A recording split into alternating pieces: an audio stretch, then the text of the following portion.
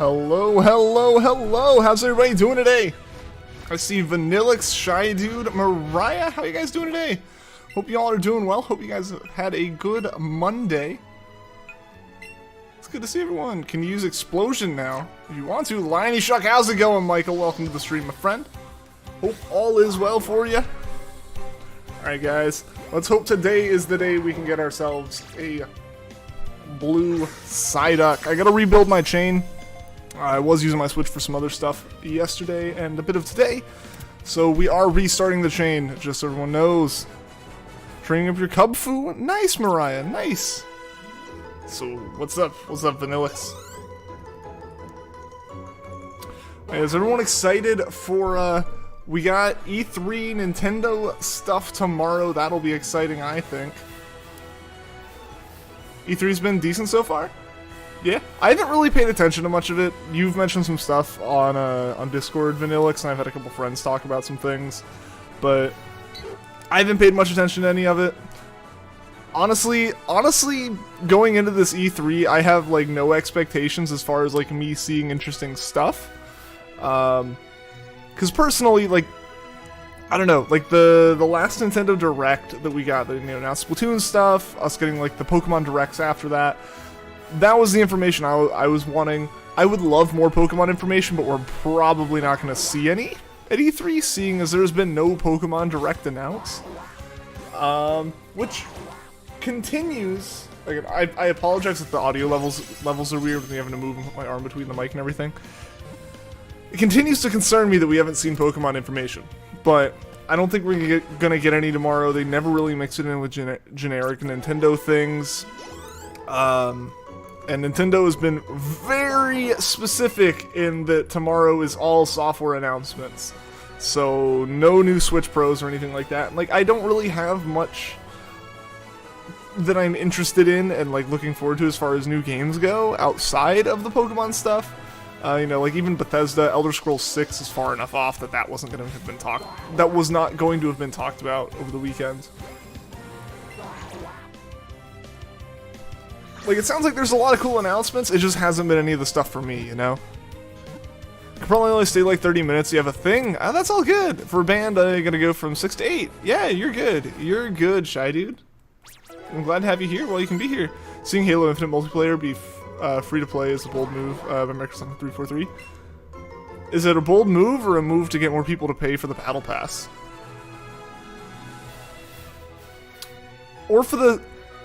Did they ever? They never reverted on their thing where, like, customizing your armor colors is gonna cost money, did they? Like, that's still a thing, right? Because that's dumb. I don't like that. I don't know. I enjoy playing Master Chief Collection and the multiplayer on there. I especially enjoy the fact that I can play Reach multiplayer again.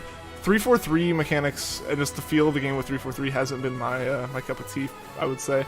So, it's cool to see Halo get stuff, it's cool to see them have improved it, but again, like, I don't have expectations for it, because I'm not paying attention to it, you know? Yeah, Zachary Seymour, Rose Girl, welcome to the stream, how are you guys doing today? Hope you guys are doing well.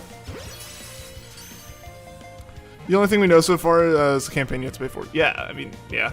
I mean, they're basically taking, what, the Fortnite model in that sense, right? Battle Royale for Fortnite's free, but the actual, like, story of the game, which apparently is pretty decent, is the actual, like, money-costing bit that wasn't doing too hot before Fortnite dropped as a Battle Royale.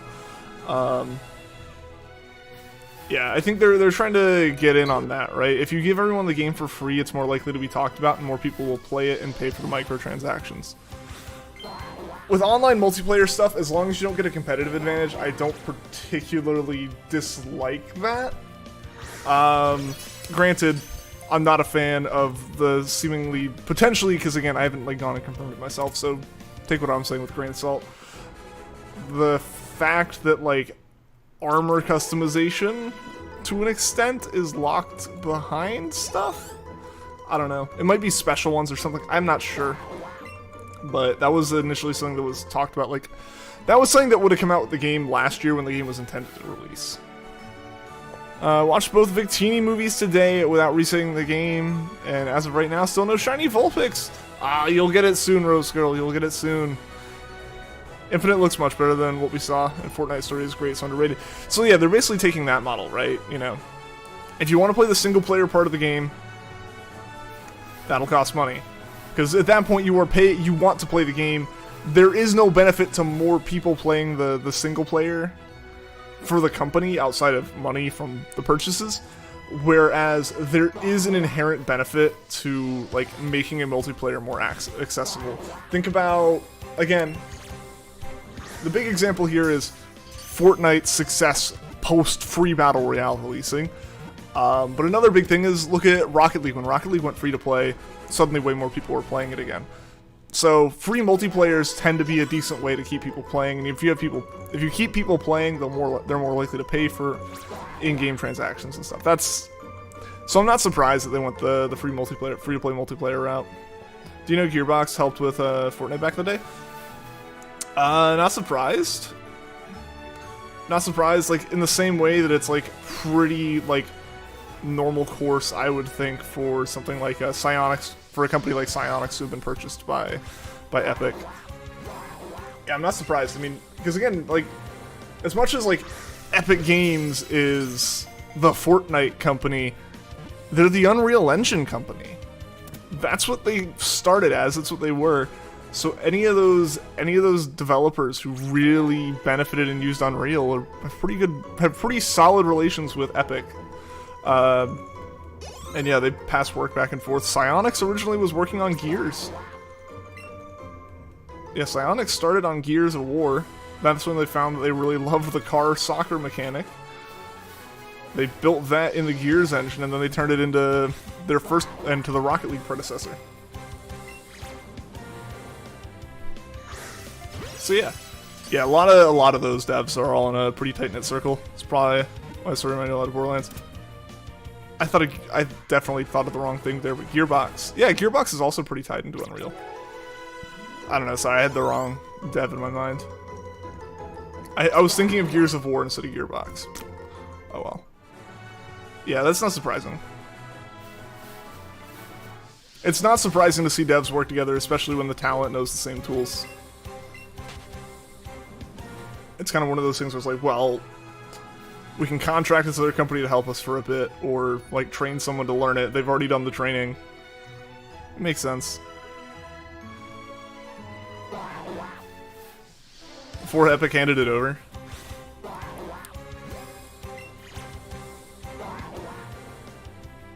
Was it under Epic originally? Ah. Oh yeah, was it under Epic?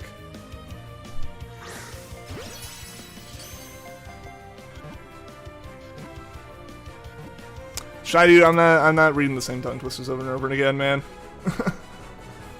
They were funny once or twice, but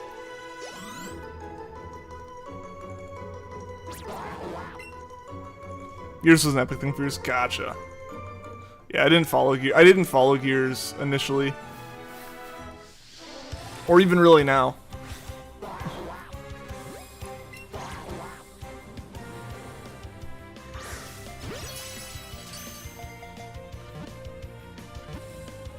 The new Microsoft dev team.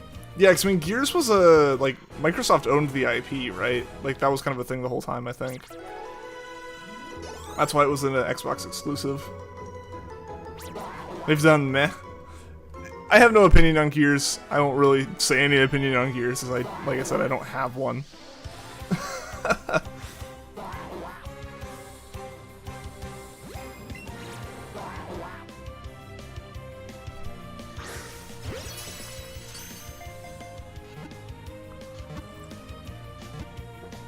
Yeah, but Epic developed it. That's the same deal as like Bungie and Halo. Hey, 1, 2, 3 and Judgment. I feel like 3 is the last one I really heard like great things about. Judgment, I guess, is being a bit more of a spin-off named one. Sorry, Shy Dude, I don't know. It's been 3 streams of reading the same tongue twisters.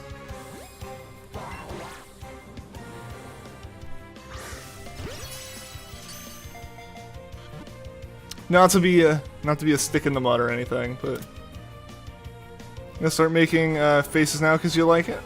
All right, go for it. You do you, man.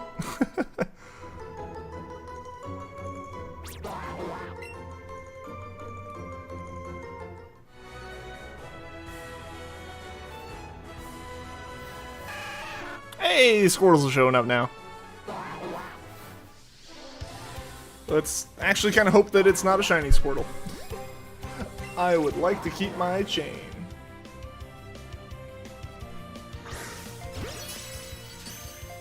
It's honestly a good company, even though they've canceled a lot of stuff because of Fortnite. I mean, again, yeah, like they're kind of just known now as the Fortnite company and the Epic Games Store, which has its weird, dubious moments. But they made Unreal. You gotta give them credit for making, like, one of the best game engines that's out there now. Especially as far as, like, one of the best multi-purpose, like, general use game engines.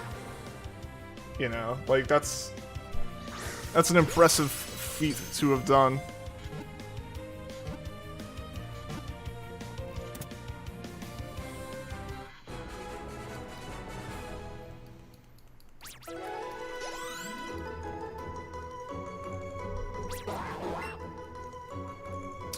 Away the Psyduck goes. What, we got the chain's almost halfway built up, so it should be speeding up here. Now that like the chain's officially a chain as far as the game is concerned. Mimikyu? No. Good lord, no. Unreal Tournament, and then Epic's like, no. Let's see the team on Fortnite. I mean, if you were the one in charge of deciding what you put teams on that cost money to run, would you put them on something that's going to be a bit more niche, or would you put them on the money making game? You put them on the money making game. None of their decisions are like stupid, right? Like, they are a very smart company from a business perspective. There's no denying that. Gen 3 Absol will be like a woo. Does it have that face? I don't think it has that face. Niche, though? You don't think it was? How many people would have played Unreal Tournament versus how many people would have played Fortnite? That's the scale they're talking. They could be making Halo, honestly. They could have been like making Halo, I guess. I don't know. Just think of another large franchise. You stop that and you keep making Fortnite. Like, at the time, yeah, that makes sense. Literally anything is niche compared to Fortnite, except maybe like Minecraft, right? Like,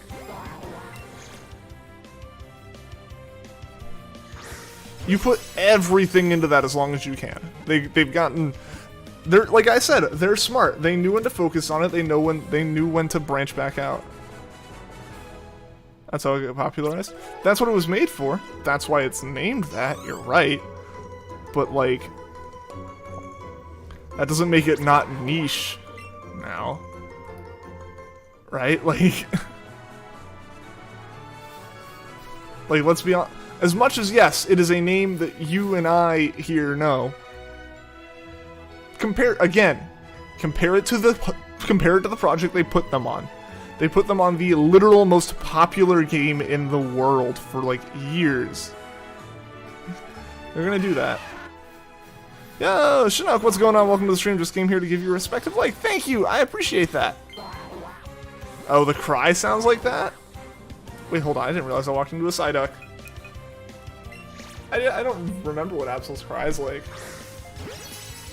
Fortnite credit for staying consistent and keeping up for almost 5 years now. Again, as much as it's like Fortnite bad is meme, I don't enjoy Fortnite. I'm not a fan of it. I just don't like battle royales. You know, it's not my cup of tea. It's for other people, though. Again, they're smart about it. Part of how they keep it going for 5 years is they pull devs off of games that aren't going to make as much money. Unreal Tournament, again, as much as that is a foundation of the industry. Like, it's just not the same. It's just not on the same scale. Also changed your Discord Switch name last night because you were bored. Understandable.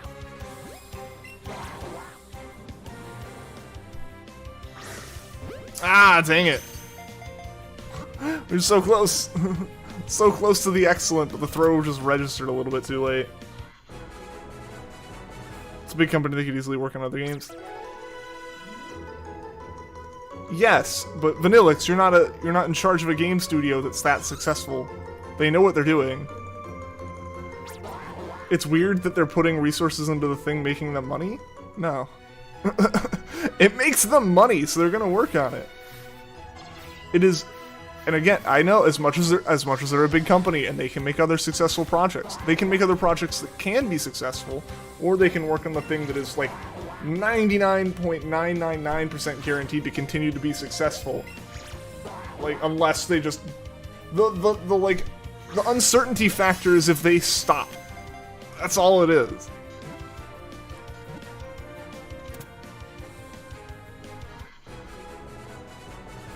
Do get they're putting everything in Fortnite because it's moneymaker, but what are they gonna do when people stop playing it?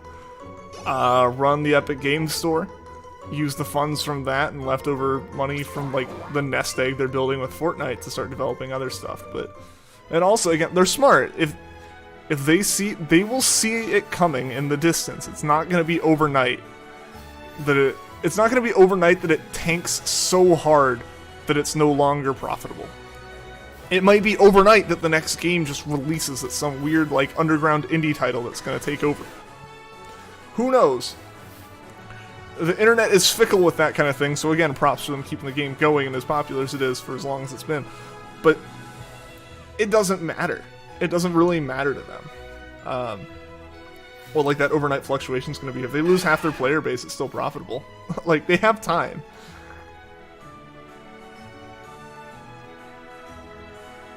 That's what yes, Vanillix, that's what I've been saying. Yeah. Again, they're being smart. They're being smart, they can play it safe and be incredibly smart right now. It's the profitable move for them is to be safe, is to play it safe.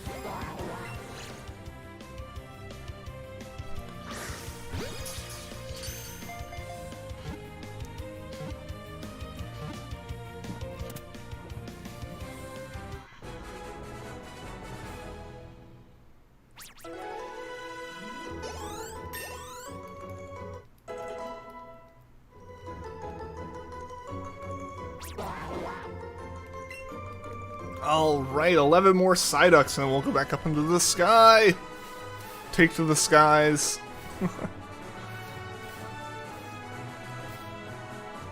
Your face, if those are your faces, impressive, shy dude. Sky hype.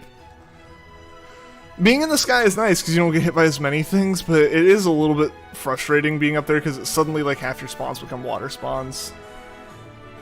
But where I'm at right now, you know, that Squirtle could just like walk into me, or these Pidgeys are stuck in such a tight space that they're guaranteed to hit you before they despawn.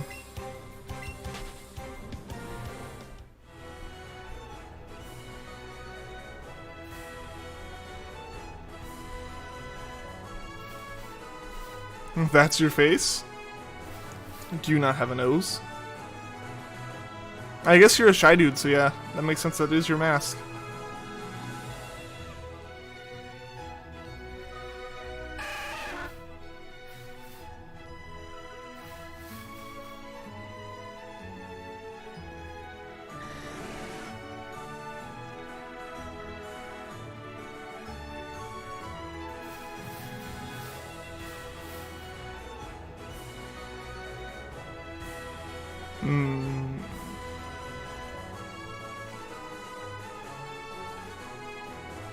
There we go, there's the Psyduck.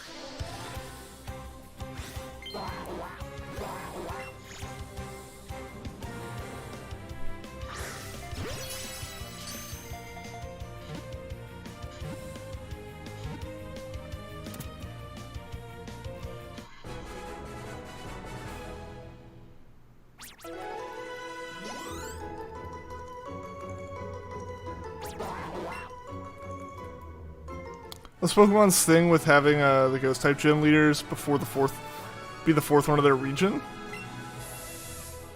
Random chance, maybe? I don't know. Yo, Art, how's it going? Welcome to the stream, man. Still supporting older games? I mean, yeah. That takes way less resources than making a new one.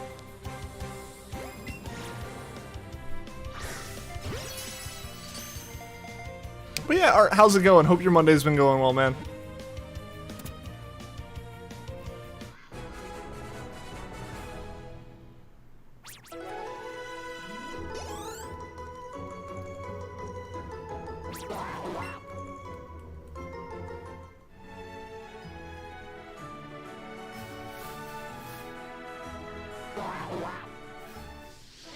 Morty and Alistair, the 4th gym leader, I feel like there's a purpose. I mean, it is possible that it's like related to Japanese superstitions and stuff. If I'm not mistaken, I might just have it wrong. It might be 14 instead of 4. If the gyro is off in this, I'm leaving after this one. Okay.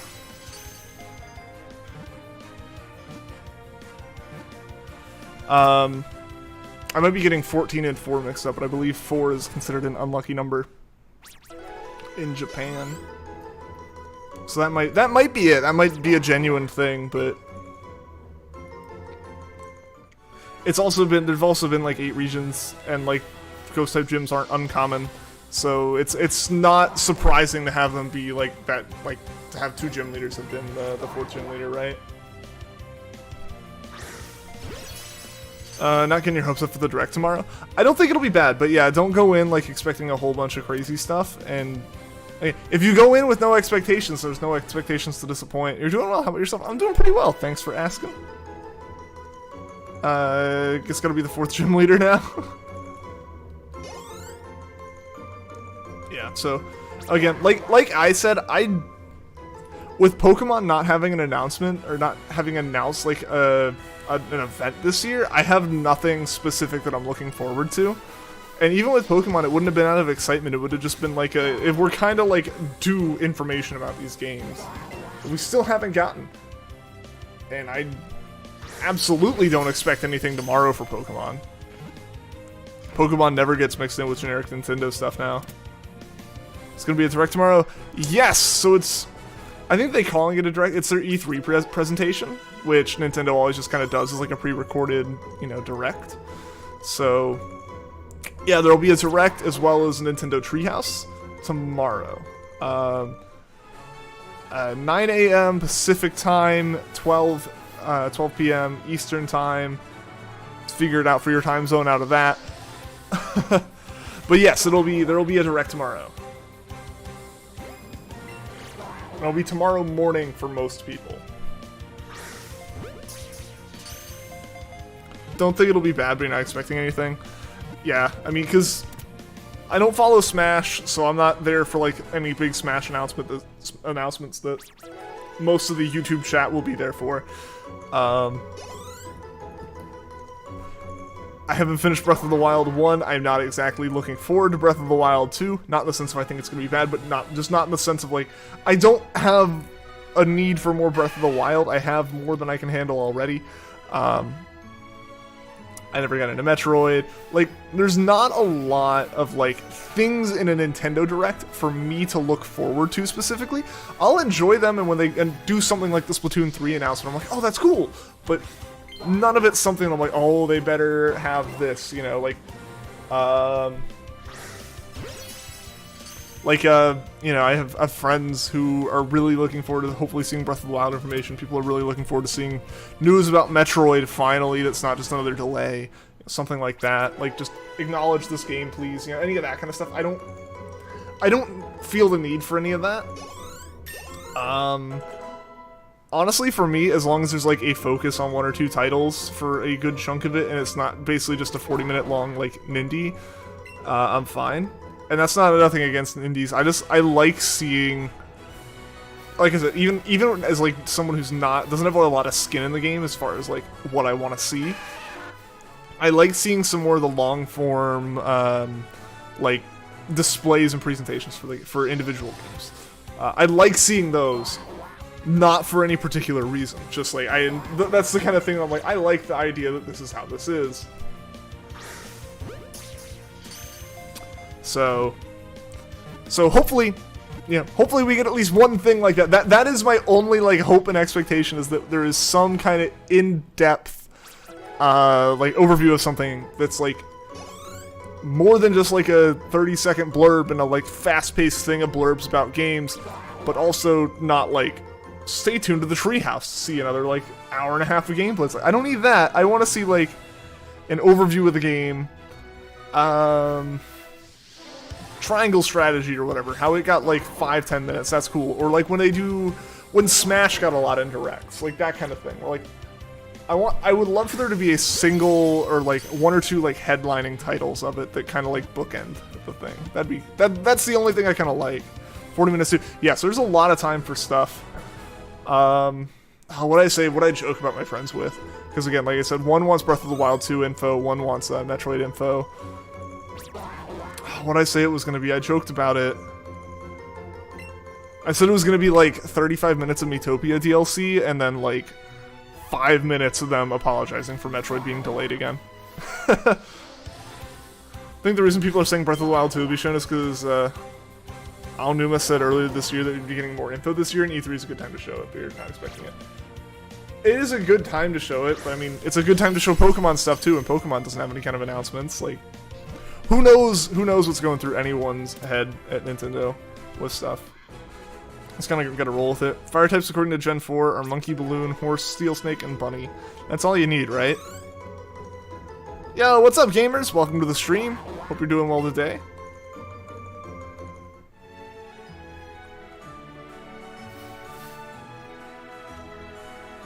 Pokemon never gets a feature at E3 except with the Treehouse. Are you forgetting the giant Sword and Shield like thing they had? I know Sword and Shield was announced beforehand, but they did more than just show gameplay. They did more than just the Treehouse. The Treehouse happened immediately afterwards. Pokemon's had like featured content there. Like they've had like trailers play at E3. Well, let's go. Immediately, like the past 2 releases. Like, oh, it's not shown except for the past 2 releases that establish a pattern.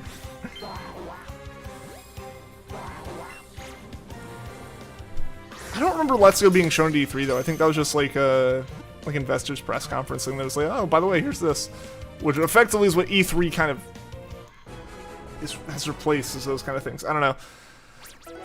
Like again. They never do it inside a Nintendo Direct. Pokemon will have their own stated presentation of some sort. And they have not stated anything about a presentation. That's all I have to go off as far as the pattern is. A Nintendo Direct means no Pokemon stuff, or like, does not mean Pokemon stuff. It very much so should not ever be even thought of that Pokemon stuff will happen in that, so. We can fly now. Yes! Yes, I always do like 1 extra for my combos. Out of paranoia. Now that we're at a combo of 32, we will be hitting up the Charizard and sitting in the sky for a bit. Waiting. Patiently watching.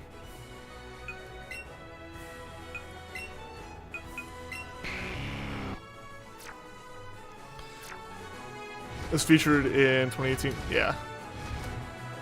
Yeah, because that's when they like confirmed the overworld shinies. Basically, this form of shiny hunting was confirmed there, right? Or that was like some UK thing, but yeah. All right, so now we wait, lurking in the shadows,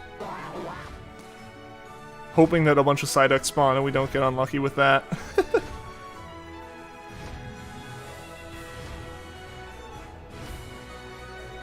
Gonna do some Dynamax adventures and hope you get a shiny legend. Best of luck with that, gamers. Any legend in particular you're going for, or are you just going for all of them?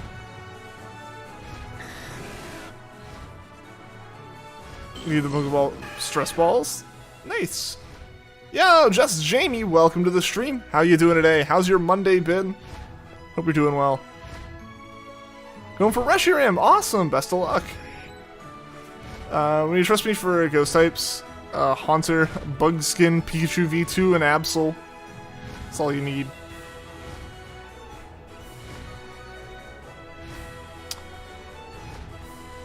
Alright, we got 3 Psyducks on the screen, but they're all yellow. Sad times.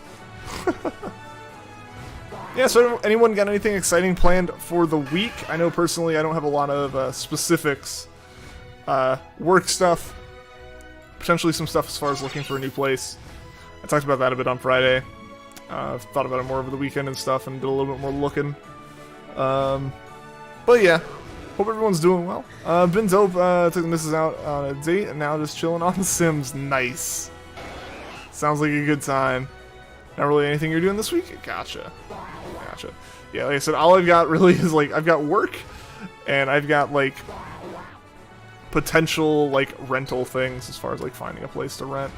Because there needs to be some kind of overlap, right? Like, I can't just, like, wait until, like, oh, well, I gotta move out on this day, I'll get the place to start the next day. No, I gotta, like, have enough of a gap to move stuff, and, like, ideally not stop streams, you know? Like... I don't want there to be, I can't stream for a week, my computer's in a storage unit, or like, my computer's not set up and I can't go over to the place kind of thing, right?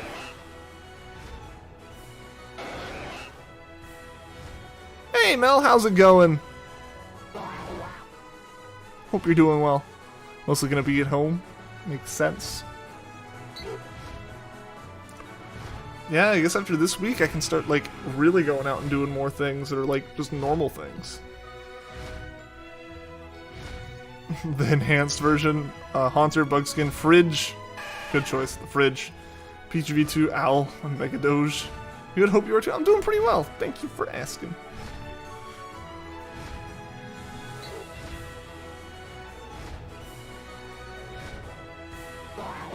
EA's having a big sale this week? Ooh, that's gotta be good for Sim stuff.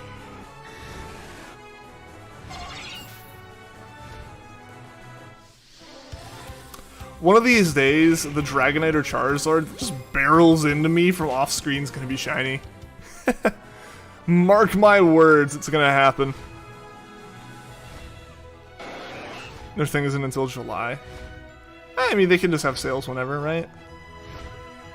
Moving's always exciting and stressful, absolutely. Absolutely. This place has been fine. It's been a little bit small, which wasn't a problem when I rented it back in, like, early 2019. It was like, oh yeah, this is like a good place for like when I'm not in the office or like out with friends. And 2020 happens and that's the two places I am not, and the one place I am is here. But yeah, I got a new job, so when we do start going back to the office, I would like to be not like 40 miles away from work. Like, it's not a problem now, since work is still in the same seat. But at some point I'm gonna go back to the office, so I would like to be closer to it.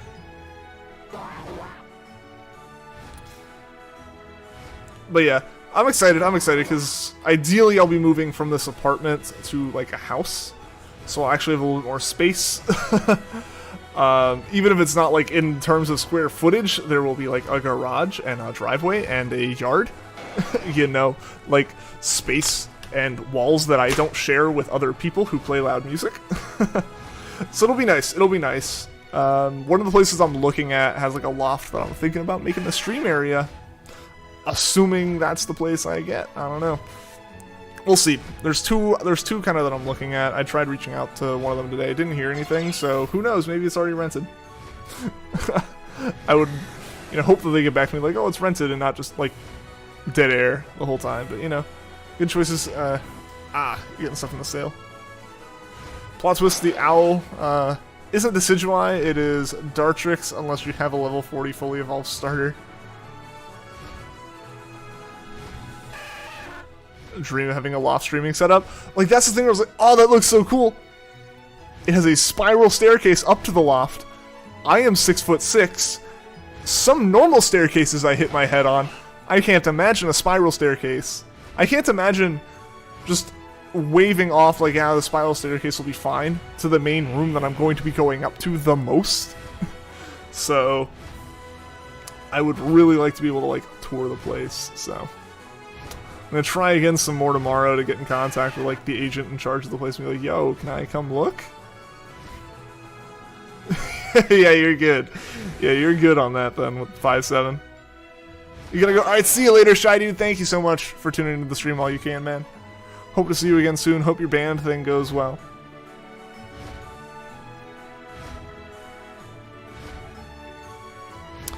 But yeah, like a loft for that would be so nice. Just in general, one of the things I want to do is like separate spaces. Like even if it's smaller rooms and all that stuff, I don't particularly mind. I just right now I have a bedroom as a separate. The bedroom and bathroom are separate rooms, and then everything else is a single continuous open air space. With the biggest divider being the kitchen counter. You know, that's it. That's it. Everything else, the kitchen. This, where I am, is technically the, like, dining area, but it's just the computer area, and then there is my couch, and then the end of the building. So, you know, I live in this one, like, box. So even if all the rooms are smaller and it's not that much extra square footage, it's like, it'll be nice to be able to say, this is the streaming area, this is the eating area, this is the working area. Like, you know, Razor Shell misses so much for you, rip. Your apartment has an extra room, so you're gonna make that into the guest room or streaming room office? Why not both? As long as you set it up so that people can still sleep in it. It's 95% accuracy. It's been dope talking. Might pop back in soon. Alright, see you later, Just Jamie. Thank you so much for stopping by the stream. It was good seeing you, good talking with you. Hope you have a good rest of your day. If I don't see you again. It's a good idea, yeah. Yeah, I mean, as long as, like, there's a way to sleep in the room, then you're fine. But yeah, like, ideally it'd be nice to have a room that's a little bit more like blocked off as like streaming and office and stuff, you know, like being able to do acoustic things, being able to do more lighting things, because right now I have a giant window that I can't account for in any meaningful way, where like the loft is like, even if it's a window, I can just like black it out, you know? Because right now if I put like blackout curtains or something on this window, like, I have no light. For the whole apartment, there's suddenly no light. That is my one light source from outside. So yeah, like ideally, it'd just be nice to be able to be like, this is, like, actually just compartmentalize things, you know? Like going into Reshiram with good mons and 0 deaths, but your Doug Trios at half health, I think you should be fine. I think you should be good, man. Yeah, so hopefully I can learn some more about this place and, like, see it in person, like, tomorrow. So there might not be a stream tomorrow. I'm not sure. Depends on if I can get in contact with these people. But yeah, in general, there will probably be a stream this week that, like, is scheduled and just gets canceled with no, like, oops, we'll replace it time. That'll just be a, I'm not here, I'm way out of town looking at a place kind of thing. Hopefully I'm looking at a place. Yeah, so that's that. Just a heads up, because I was thinking about that a little bit. Now that you have extra bedroom and an extra room, you can do things you want to do. Yeah, go for it, dude. Yeah, because I have my whole desk thing, but at this point, like, it's not that long, so I'll be moving. It's not really feasible given, like, the fact that I don't have a place to work on the desk in the first place, you know?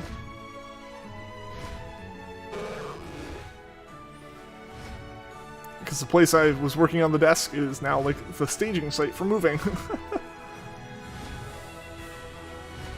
So I kept trying to figure out a way to do it, like, over the past few weekends, but couldn't. So now it'll probably just be one of the first things I do with the new place. Is get the desk bigger. And then, the thing that'll be great with that is also, like, just being able to, like, have the room set up for streaming and everything, and that's it. Like, nothing else is... You know, there's no need to move lights. There's no lights in the middle of, like, there's no lights in the middle of the room that, or if they are in the middle of the room, they're not blocking anything. They're in the middle of the streaming room. That's what they're there for. You know, that kind of thing. It'll be nice. Yo, Kaisaibo, welcome to the stream. How are you doing today? Or Kasaibo. Sorry, I mispronounced it the first time. Welcome to the stream. Hope you're doing well. And thank you for the good luck wishes. I appreciate it. Let's move the rest of your stuff and start working with extra room. Do it, dude. Yeah, because it was nice, you know, over the summers during college when I was at home. I had, like, the whole basement was streaming. It was basically streaming and video games, because I, like, cleaned it all out and set up my computer and everything. And it was nice, because, yeah, I could just... That's all the room was. You know, my bedroom was upstairs, you know, food was upstairs. Yeah, nothing really in the way of the streaming and everything. So it'd be cool to do that again.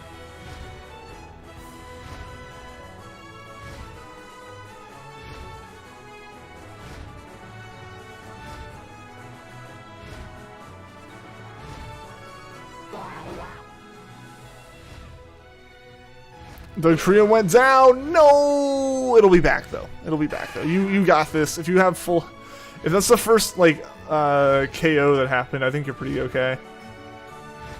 At least assuming Reshiram's health's gone down at all. Having room for streaming is great. Yeah, I mean just having a room that like can just be the room for whatever your hobby is nice. Second death. Ah, dang. Hopefully you're still okay. Yo, Kevin, how's it going, man? How you feeling, man? Good to see you.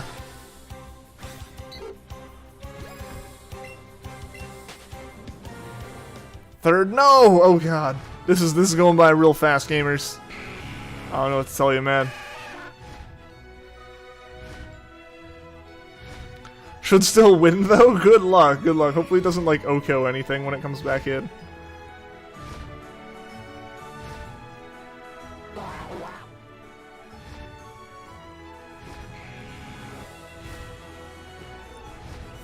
Slightly better, but still crappy. Well, hey, at least there's some improvement, man. Just step by step, dude.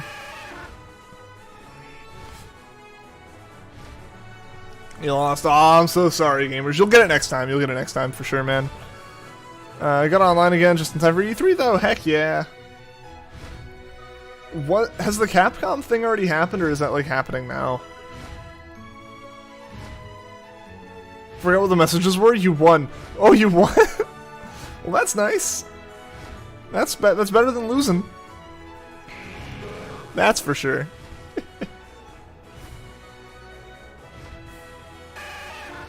All right. We just gotta keep our spawn rates good. I wish I could stand on the ground there, but there's not a good space. Some routes have like these perfect spots where you can stand, where things like Pidgeys and stuff just 99% of the time they miss you. This route does not have that, so we're very much just having to rely on this. Ended a few minutes before the stream started. Gotcha.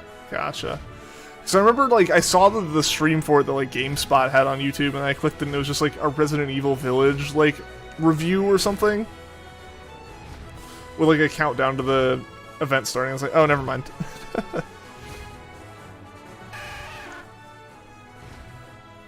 Pro Controller was drifting hard, but you somehow fixed it. Oh, that's nice. You're getting back into Smash. Nice. Go for it. Best of luck. You're gonna crush it, man. It's always impressive seeing people be good at Smash because I'm so absolutely terrible at it. Kind of enjoyed the Capcom show, Monster Hunter Stories 2, and the prequel to Ace Attorney's cool. Oh, nice. I need to play an Ace Attorney's at some point. I've never played Ace Attorney. I need to give that a shot.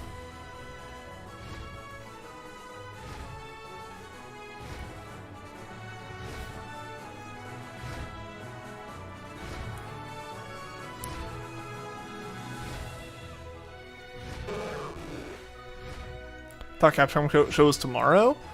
Maybe they have like a secondary thing or something. I don't know. I haven't been following like any of the E3 stuff. The only E3 thing I paid attention to was Nintendo's like schedule, and even then I had that wrong. I asked you guys like on Discord today, like, oh yeah, Nintendo's on Wednesday, right? And no, it's tomorrow. Definitely not amazing at Smash, but you can be really good at times. Hey, that's better than me. I lose to the stage. If you put me on the stage alone, I could die. Like, while genuinely trying not to die. It's happened. There's a YouTube video out there somewhere of it. I think I found it one time. There's no real way to link it back to, like, this, but I think it exists out there. It might be privated, I'm not sure. Or unlisted. But yeah, there is a YouTube video that at least at one point was public of me getting too stocked by the stage. Tomorrow at 7:45 a.m. I'm gonna watch it live. Nice.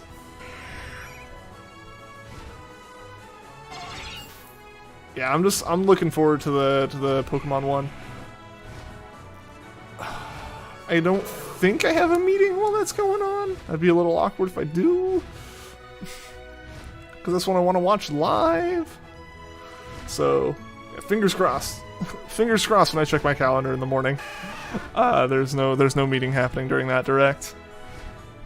Or if there is, even harder. Crossing fingers even harder that it gets moved or canceled.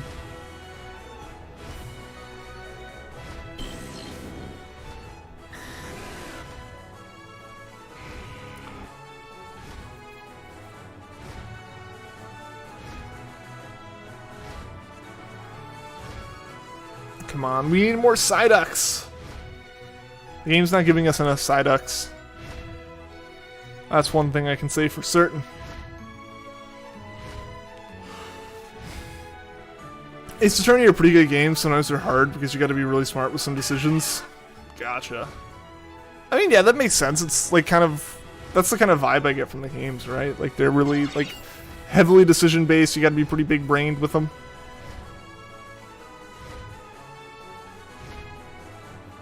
Really bad mons. You already lost one mon before beating the first one. Oof. Yeah, that's the biggest problem with Dynamax. Is just like the pure randomness of it. Like, it makes sense. I get it, but you know, you have to pick your mons from the start before you can do anything. Then, like, you have to pick your mons, not quite knowing what all the options are going to be. Then you got to go, and then like you have no clue what the map's going to be until you drop into it.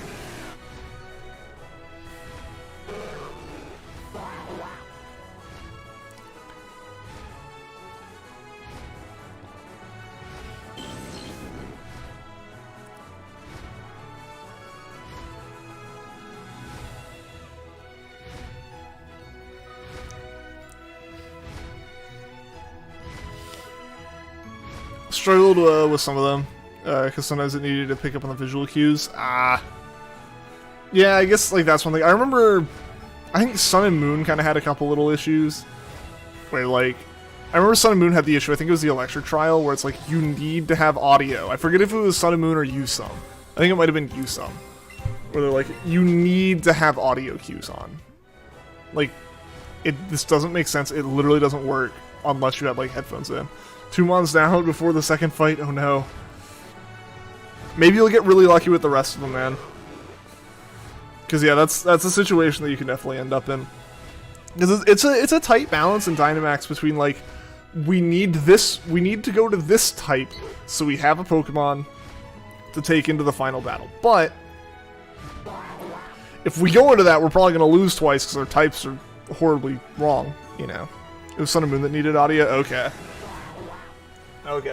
For some reason, I had a weird thought that it was like at a different time that I, you know, heard about the, or like I was like in a different place than I thought I would have been with Sun and Moon coming out. And then I saw people talking about that. Excuse me.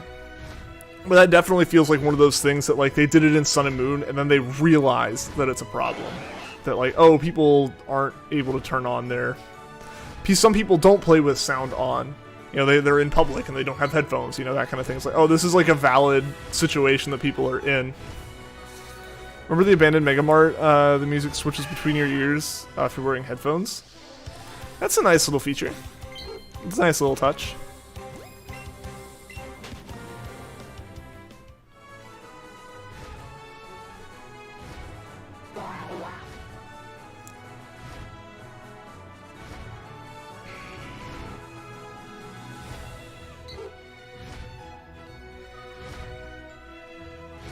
I should go for a couple more Charmanders, so I have a shiny Charizard to fly around on. That'd be kind of nice. That should be something I do. Confused you the first time you're playing Sun and Moon, like you think your headphones are just breaking while you're listening to it. There are some songs I have like on Spotify that I like removed from playlists because like the way they start and stuff just like sounds like. The biggest thing for me is when I'm in my car. My car's like my phone's port has like a bad connection on it. I've rigged it up so that it works consistently enough for like it to hook to my car properly through the cable, but there's a couple songs in particular that like at the beginning, like part of their like audio effect is like cutting or like acting like it's a skipping record or something, right? It's like no, I can't have that because that sounds like I'm disconnecting from the car. Because your monitor pretends to have speakers, I have to plug in headphones to your Switch, then crank the volume up and use them as speakers.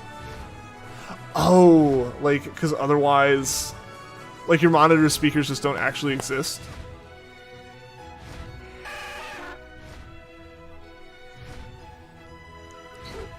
Yeah, I don't usually play a lot of stuff out loud.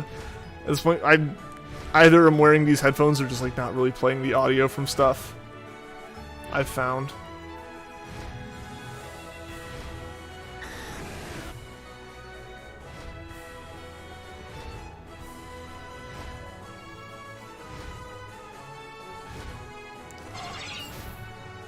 There's buttons to change the volume that it doesn't have.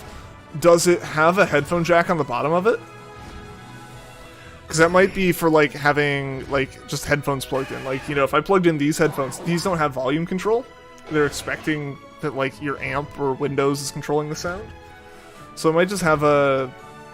Because I know that was the situation my friend ended up in where he's like, oh, like, Windows recognizes my computer, my monitors having speakers. And it was really just the headphone port on the monitor that it was talking about.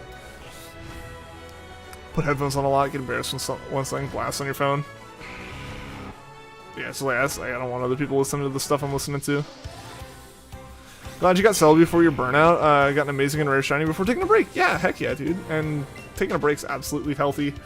You know, everyone needs that little bit of time to breathe and chill and, you know, think about things. But yeah, that's awesome that you got Celebi. Because it is a great shiny. It's absolutely a cool one to have. Forgot you're kind of nutty with Steve in Smash. I haven't actually seen, like, Steve gameplay. I saw, like, the trailer revealing Steve, and I saw Sakurai talk about Steve a little bit, and that's it. I didn't pay attention to it aside from that. Because, again, I don't play Smash, so... It's not that important to me. It was just impressive to think about how much they had to rework all the levels and stuff.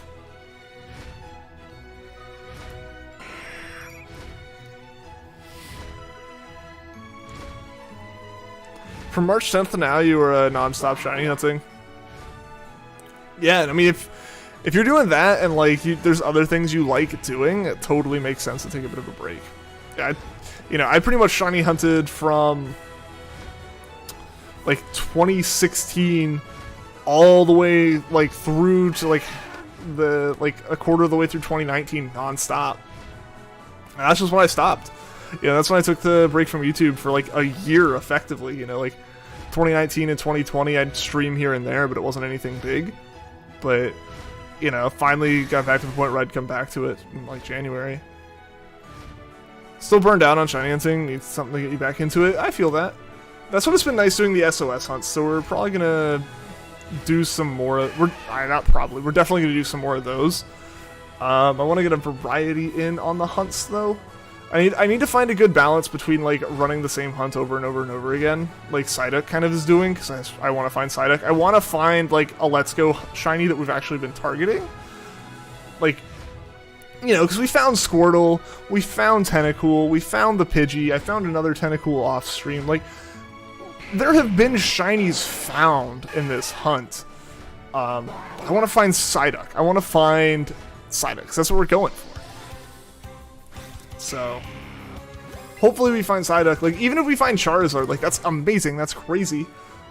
You guys will yell at me constantly, because I will still try to catch it in a Pokeball. But, like, that kind of thing, right? You know. Like, even if we found that Charizard, as incredibly hype as that would be, I want to find Psyduck. I want to find Psyduck, waiting for that Charizard to be black.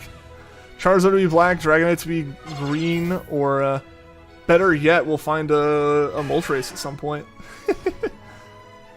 Still mad at the Dynamax Adventure Grimmsnarl set because of Power Up Punch plus Dark Pulse. Just doesn't make sense.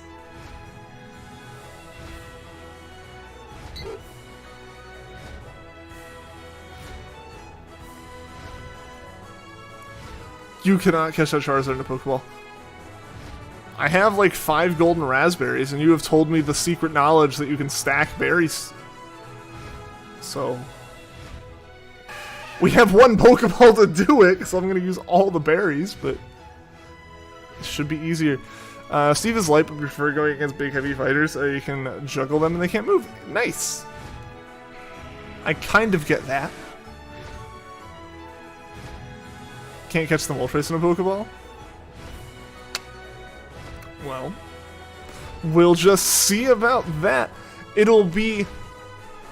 I will be flamed horrifically on the internet, but I will stick to my guns. I have morals. I have, or as morals rules, I have standards. And they're catching everything in a Pokeball. So really, I just need to, once we find Psyduck, I'll probably do a bunch of grinding in Let's Go, just like alongside some other stuff, to get like golden razzes and everything, like watching movies or something on Netflix with buddies and everything, and I'll just like have this open on a second screen and just run around, collect the raspberries, you know, do some other little fun little hunts of my own and stuff in here. Can I get back into the groove with it? Because Let's Go, when I get into Let's Go, it's fun. The problem is when I want to keep my catch combo going and there's like literally no shinies for like days. That's the biggest problem with it for me, is just that, right? You know, because if anyone's done Let's Go hunting and you haven't wanted to break your chain, you've just been like, let's just get this thing, but you want to play another game, it's like you can't keep your chain with that, which is fine. You know, I prefer the fact that there's some stakes in it. I prefer the fact that you can drop your odds back down to do like a more difficult random encounter hunt or something, you know, compared to like the permanent boosts that happen with Sword and Shield. BRB, you gotta do some things I've seen in Big Gamers. Can you hunt in the Lavender Tower? Yeah, you can hunt anywhere in this game. I have an itch to play Let's Go. I'll be real. I started to get the itch when Puffin was playing it, and then I started tuning into Chem Nation streams like during my lunch break, and I was like, oh, Let's Go does look really fun again. I should play some more of that. And then we did a Psyduck stream. We revived the Psyduck stream. That had nothing to do with Chem, as much as it might seem like it. This really is just me trying to get vengeance for losing that Psyduck, the full odds Psyduck that we found back in 18? Oh man. Yeah, no, we need to get Psyduck. Psyduck looks really good. I want to get a Psyduck and Let's Go. Want to hunt Lavender Tower? Wonder if you can get Haunter? I don't know, man. Go for it. Do it. Lavender Tower would probably actually be a decent one to hunt in, right? Like, it depends. Can you make it show what the Pokemon are? Because I think that would probably matter. I don't know if the Sparkles would show up otherwise. Because Lavender Tower definitely is one of those good places where you can walk in and out of something. The biggest problem with this route, and really with like most of the Psyduck locations, is there's not a good place to like fly in and out of the route, right? Like, and completely reload the Mons. Like, I can fly over here. I think this reloads them. Because Route 25's got them too, so I can do this like flight back and forth. We can just fly at an angle over everything, I guess. But I don't think, you know, that doesn't like immediately spawn stuff. Like, we'd have to wait for things to spawn, and we'd be wasting the lures, as opposed to like being able to do a hunt standing right next to a door. Like, there's not a good like door for this, because the closest thing we've got is the Cerulean Cavern entrance over here. So we don't have a really good spot to just like chill on this. We don't have a good spot to go back and forth between a door on this hunt. So the best option is to just chill, I guess, is probably the right way to word that. Now try to get myself back in the right spot because I moved around so much. There we go, that's good. Yeah, oh, Peter, how's it going, man? Lavender Tower's kind of easy because you can walk down the stairs and back up. Yeah, or like when Puffin was doing his Porygon hunts, you can walk in and out of that little guard room. Anything like that. Route 6 you can kind of do because you can go back in and out of the door for the underground tunnel, but that one's not great in my opinion because you don't see the whole, or you don't see a large enough part of the route at once to be like, this is good, because the Mons can really spawn off screen. So I just haven't found it to be super worth it, right? But how's it going, Peter? Hope you've been having a good Monday, my friend. Hope you're doing well. Hope you got an exciting week ahead of you. Hate the music transitions in this game. You forget. Not a fan of it just swapping between the music. I don't mind it.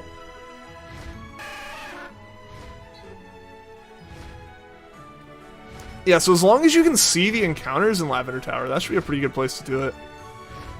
Otherwise, you're truly doing like a random encounter hunt, which would be kind of insane to do.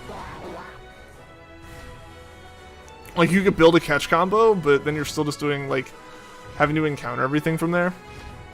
Especially since in Lavender Tower, they like, track you down, don't they? Which I guess, actually, that's kind of easier, right? Like, if they just come to you and you just sit still in the middle of the room, you do the random encounters that way? This came back from football or soccer and had a good time. Awesome! Glad you had a good time with it.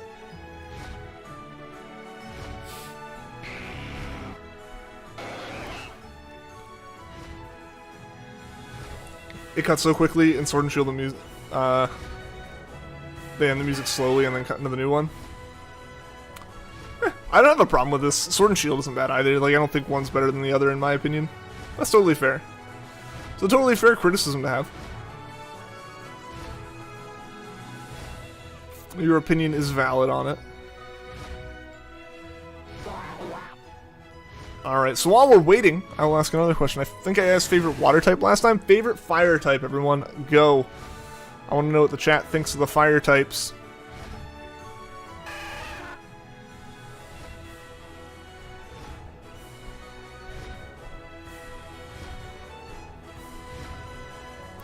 Lavender Tower, you believe the hunters follow you? Gotcha. Yeah, I remember something like, basically the whole point was like, you could go through the maze, you had to go through the maze, but they would phase through it. Every fire type except Lizardon.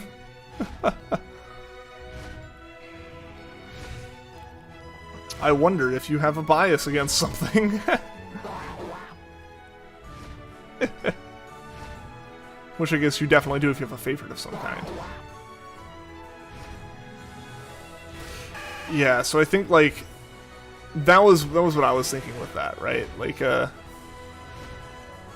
Lavender Town, they like chase you down and they chase you through stuff. They come towards you, as opposed to like every other route. They just kind of like I don't think there's any other Pokemon in Let's Go that aggressively come towards the player. Most of the it seems like from what I can tell, the pathfinding AI in this game completely ignores the player in every regard. They don't run away, they don't run towards.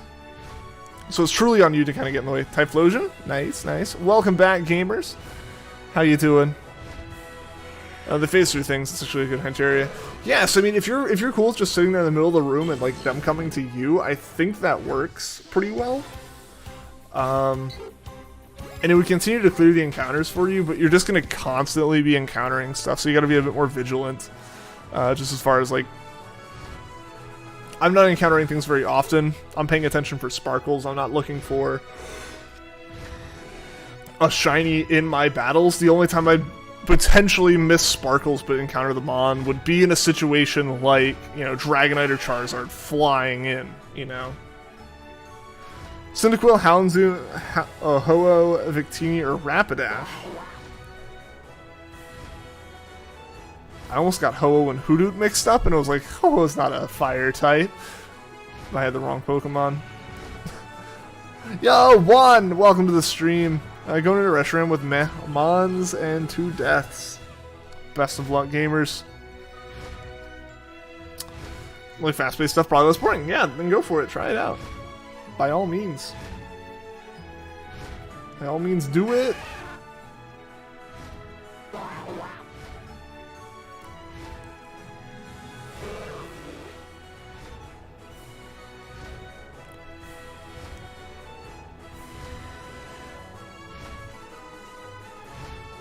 Recommended to me as well. Yeah, I'll have to see if I can try that out at some point. I would love to get, like, this is definitely one of the easier games to go for a living dex in. Living shiny dex. So I don't know why I haven't done more for that, but I want to try to go for that.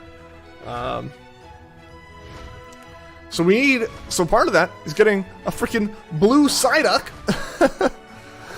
Jokes aside, you like Talonflame, Darmanitan, Volcarona, Infernape. Can't pick. Oh, that's fair. That's totally fair not to be able to pick between them. Hey, dog, Crocodile has special attack in the Dynamax Adventures. It'd be less boring not to have to just sit there and wait. That is true. That's definitely like a bonus of that one. I don't know. Let's try continuing to. I flew right into a Pidgey. I can't believe I did that. Bird shot.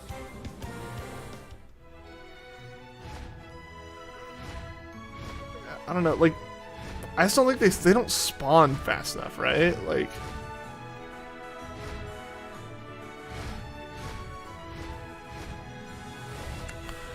what's the, like, spawn, like, table? What's the highest spawn limit they can have, you know, for each patch? Like, can a certain patch of grass only have, like, X number of mons in it or something? You know, because, like, I feel like, yeah, and also the fact that we go through lures that fast doing this, it's kind of crazy.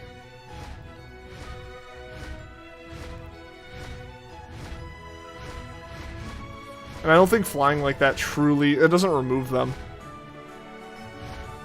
Did Psyduck on that other route, and it was much easier? Like on Route 25, as opposed to 24 here? Must be bored flapping them wings. Probably. Got paralysis on Reshiram. Nice. Challenge me to a 1v1 in Smash. I accept defeat. You won. I think it was 25.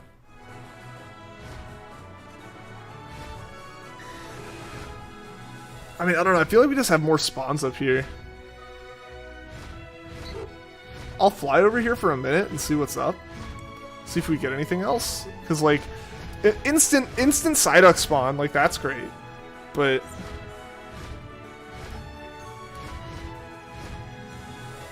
I should probably stay on Route 25. Like, instant Psyduck spawn is great, but we only have the one over here. I don't know if, I guess that's just, like, the leftovers on the other route are still there. If you challenge me to Smash, you would win by AFK. Oh, that's the same one. We should probably battle each other. Squishy, how's it going? Welcome to the stream. Probably just feels like more spawns because of the water. Yeah, like, that's the thing, right? Like, I feel like the water is taking some of the spawn slots, right? But I wanna see multiple Psyduck standing at one time, because we have like 3 or 4 Psyducks standing in the grass on Route 24. Route 25 has the same Psyduck spawn rate, so if we're removing any like potential, if we're able to remove any potential like water spawns from it and just purely be getting the 20% chance of Psyduck spawning, that is wonderful. I would love that. But we haven't seen another Psyduck spawn. We haven't seen anything else on the ground spawn except for that one, so I don't know. There also is a bunch of Psyduck that's more than these two. Route 6 has a lot of Psyduck, but it is a 10% Psyduck spawn rate, which means we're way more likely for something else to spawn and us to get that shiny. My experience with that, or my source for that, is the number of times that I hunted for Psyduck and found, like, several shiny Chanseys instead of Psyducks. You beat the Reshiram! Nice, gamers, that's awesome! Want to beat me with funny block, man? Well, you already did. Pretty sure water spawns, sky spawns, and land spawns are separate. In that case, I feel like we gotta go back over here, right? Like, see, there's nothing here, but I guarantee you these will refill faster. Like, the spawns in this route will be back sooner than... Yeah, like, we're already getting Squirtle and Pidgey. Like, we're getting spawns here. We just weren't getting spawns on 24. Doesn't that route have Jigglypuff too? This one doesn't. I don't know about up there. Or Route 6? Route 6 does, yes. Yes, Route 6 has Jigglypuff. You're back again. Welcome back, Jamie. Good to have you back. Yeah. I mean, if I double check, I'll go to Cerebi real quick and look.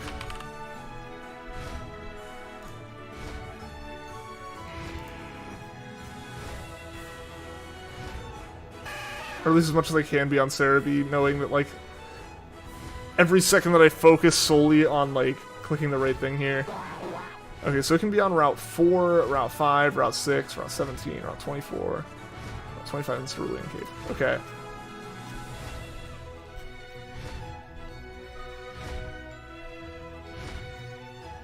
$5% on Route 4, so no. 10% on Route 5, so no. 10% on Route 6, so no. Route 17 is a 15% chance. So also, no, knowing that 24 is a 20% chance.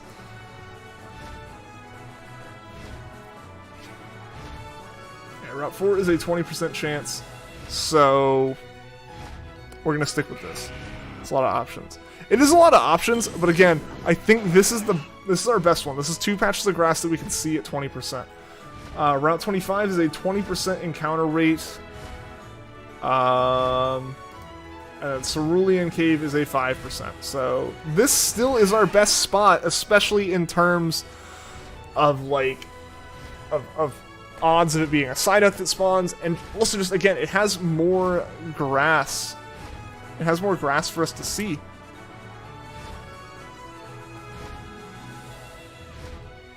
This must be a none on the run situation. I've never heard of that phrase before. It's satisfying to say, though. It's weird because you finish shiny Psyduck on Route 6. I mean, yeah, you can. It's a 10% chance there still. I think Route 6 has significantly more grass. You can see the entirety of Route 6 all like standing in one spot. You're only missing like a couple small, tiny little parts of the grass. That's all you're really missing there. But it's a 10% chance of Psyduck spawning, and there's so many other options that can spawn there. The odds are really high that what spawns will be not Psyduck, as far as the shiny, right? So that's what I'm liking about this patch of grass. Also, I think the Psyducks are definitely lower level here. Since you do come to this area before you go to before you're able to go to Route 6. So, despite the numbering, Route 24 and 25 will have lower level Psyducks than Route 6, which is also helpful for making sure we catch them. That's probably why I found it easier. Yeah, that's the thing, right? Like, there's just more spawns on that route. You can reload that route too. There is a door at the top of Route 6 to go into the underground stuff. That will reload the route. Is it worth it or not? That's up to you. For me, I do like this patch of grass. It has been decently successful. We have not had a stream where we haven't found a shiny. We found 2 on one stream, 1 on another. And, like, 1 was a Squirtle. 1 was a rare spawn that we need. So, I also like this route because of that. We can find Squirtles at decently low level that are an acceptable catch rate, which is really nice. So I do like that side of it. That is another point in favor of this route. So that's another reason. You were hunting for shiny Charmander and ended up with a Psyduck a while back. That's funny. That's funny. That is the one thing with catch combos, right? Like, anything could be shiny, and if you're like me, you're gonna catch the shiny. You don't want to fail it, even if it's like, I already have all the ones that I need. It's less efficient, but I gotta catch all the shinies. Can you reload the route by going in Cerulean? You can, but that's really clunky. I mean, well, maybe. We'll see. Let's try that. We're gonna have to use surfing instead of flying. Because otherwise... Well, let me get off. So yeah, theoretically... Yeah, we can go in here. And come back. It's just a really long way to walk. Right? You want to play through Sword and Shield again and play with new Pokemon? You're gonna go around seeing a bunch of mons. You wish you'd use? That'd be fun. So we can do that and then surf back up. But again, that's gonna go through lures really, really quickly. And I think we have to hop out of the water too. Because otherwise we just get water spawns. So we do get brand new spawns. This is true. So we can like do that, sit here for a few minutes, let them all reload in, and then go back.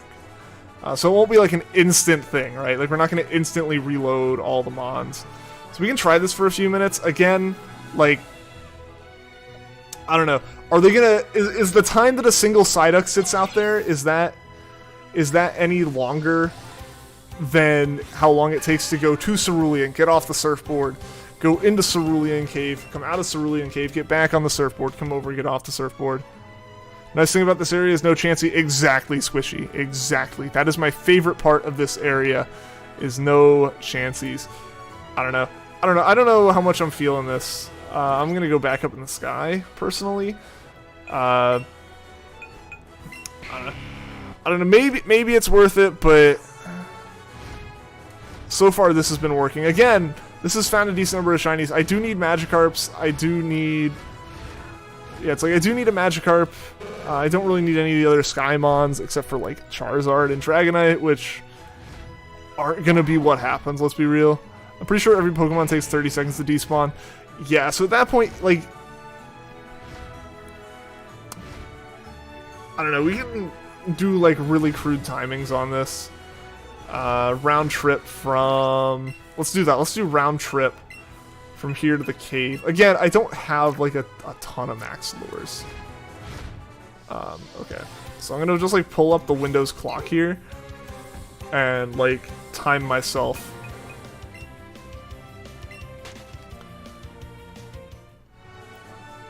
So I'm gonna wait a second here. Alright. So if I go back, I started it at when my computer said was 7:18 and 30 seconds. So unless we get back by 7:19, we might. This is very close. It's very close to the same, which at that point it feels like a lateral move for a waste of lures. It looks like it takes longer than sitting on Charizard. That's my thought, Juan. That's my thought. Yeah, with the load times, this takes longer than 30 seconds. Because it has been 30 seconds now. With all the animations that play, we don't particularly get... And again, like, I think it was just a whole rumor at one point of it reloading and reusing those same encounters. I don't think that was ever confirmed properly. So yeah, if you're able to see the patch of grass you want to look at and reload it in like 5 seconds, that makes sense. 5 seconds, like 10 steps for a cycle, that makes sense. But doing the surfing back and forth and all that stuff just is a lot of effort where the only effect feels like it's burning lures. Forgot I had bad load times. Yeah, so it's just, you got the load times, you got the animation times, you have the brief time that nothing is spawning in that grass immediately, because you're not... If the grass was reloading and re-rolling the moment that you showed back up, that'd be a different story. If I could potentially see a shiny Psyduck before I'm off the surfboard, that's a bit different. But you can't. You can't because the Psyduck... Like, the Psyduck doesn't even start to consider spawning until you're off the surfboard, so... How tough are you? How tough am I? How tough am I? I got a shiny Chansey. So, in the Safari Zone right this way. Can you not go to Cerulean Cave and then immediately fly on Charizard? Again, that's a lot of menuing.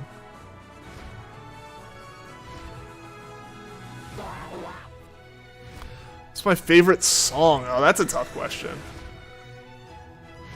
That's a very tough question. It changes regularly?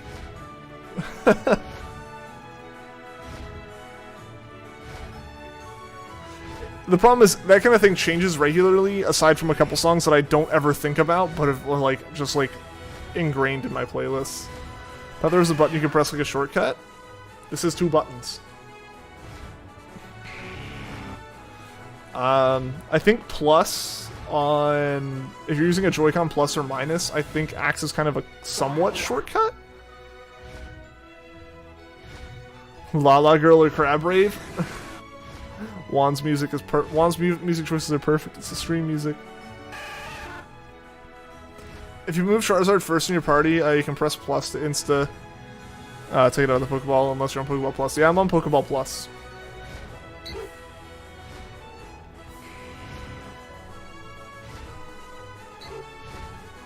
I figure it's fitting to use it for these streams.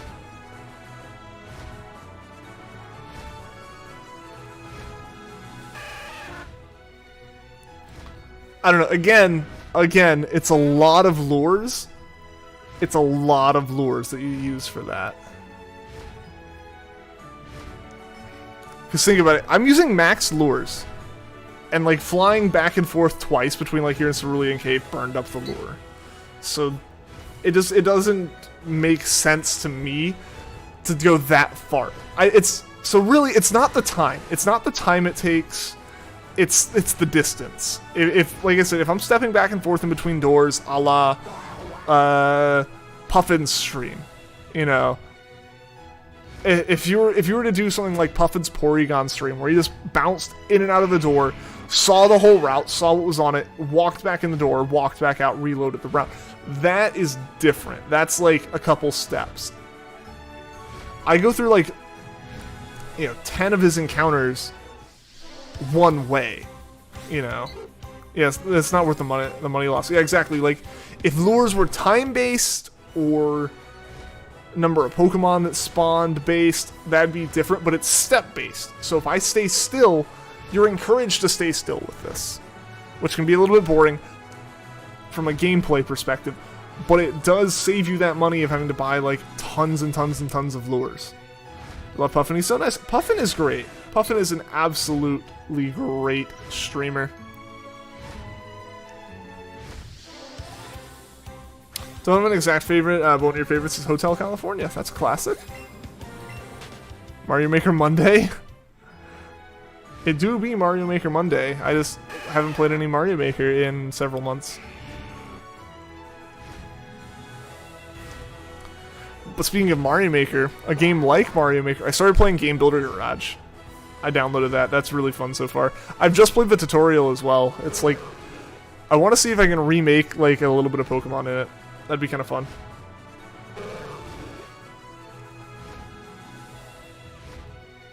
Do I have max lures? That's what I'm using, Vanillix. They still burn up really quickly.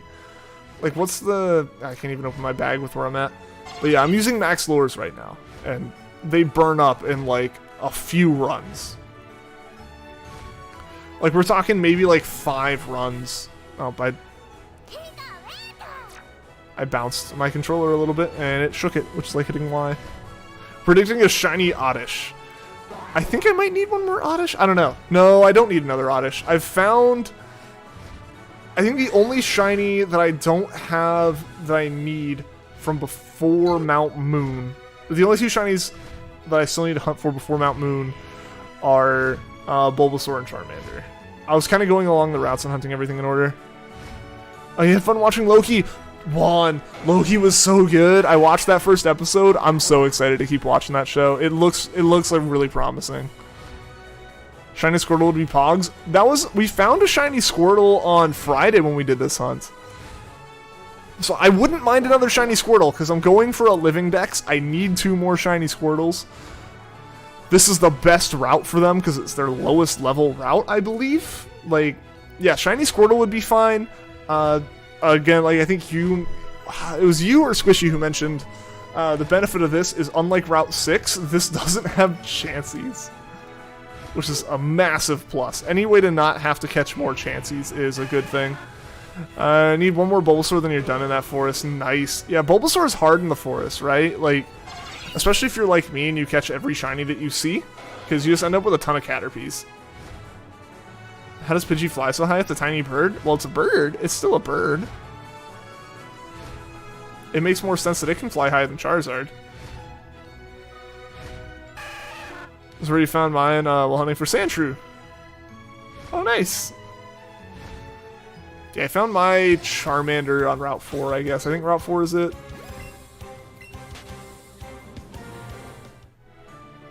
The first 10 minutes was funny. I mean, the whole thing was just really good to me. As far as Loki went, it has a lot more of like a tone that I enjoy it more than I feel like I'm going to end up enjoying the show overall more than I enjoyed Falcon and Winter Soldier.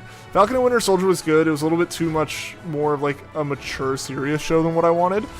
I'm fine with it, tackling like tough themes and stuff, or like, being a bit more like mature and like in terms of like the content of the show and like the timeline they're trying to get you to follow. But like, I just like the like levity that kind of comes from like just the feel that Owen Wilson's going to bring to that show. I feel like I'm going to enjoy it way more than some of the other stuff. Waiting for those wows. I comboed Metapod because they don't move, and it It makes it so less Pokemon walk into you. Ooh, that's smart. You do have 7 shiny Metapod, but eh. That is really smart. Because my other thought would be to, you know, I could chain for Psyduck and then fly to the forest. Like that would make sense, because then you're not getting the increased spawns from other stuff, but you do get the rare spawns of Bulbasaur happening. So that's an option. I think that's one that's what I did. Owen Wilson, kind of made that show for you, not gonna lie. The Loki show. Honestly, yeah, and like, I'm not gonna go too much into the show itself, just because like, it is very new.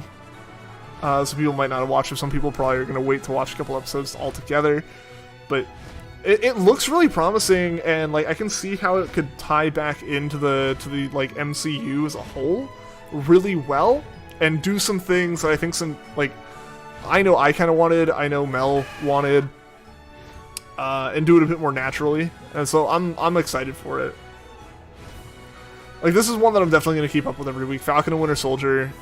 It took some pushing from Juan to get me to finish it. No spoiling for others. Absolutely. Absolutely. New Loki episode this week. Yeah! Wednesday, I think, right? Oh, he's just going to come out on Wednesdays?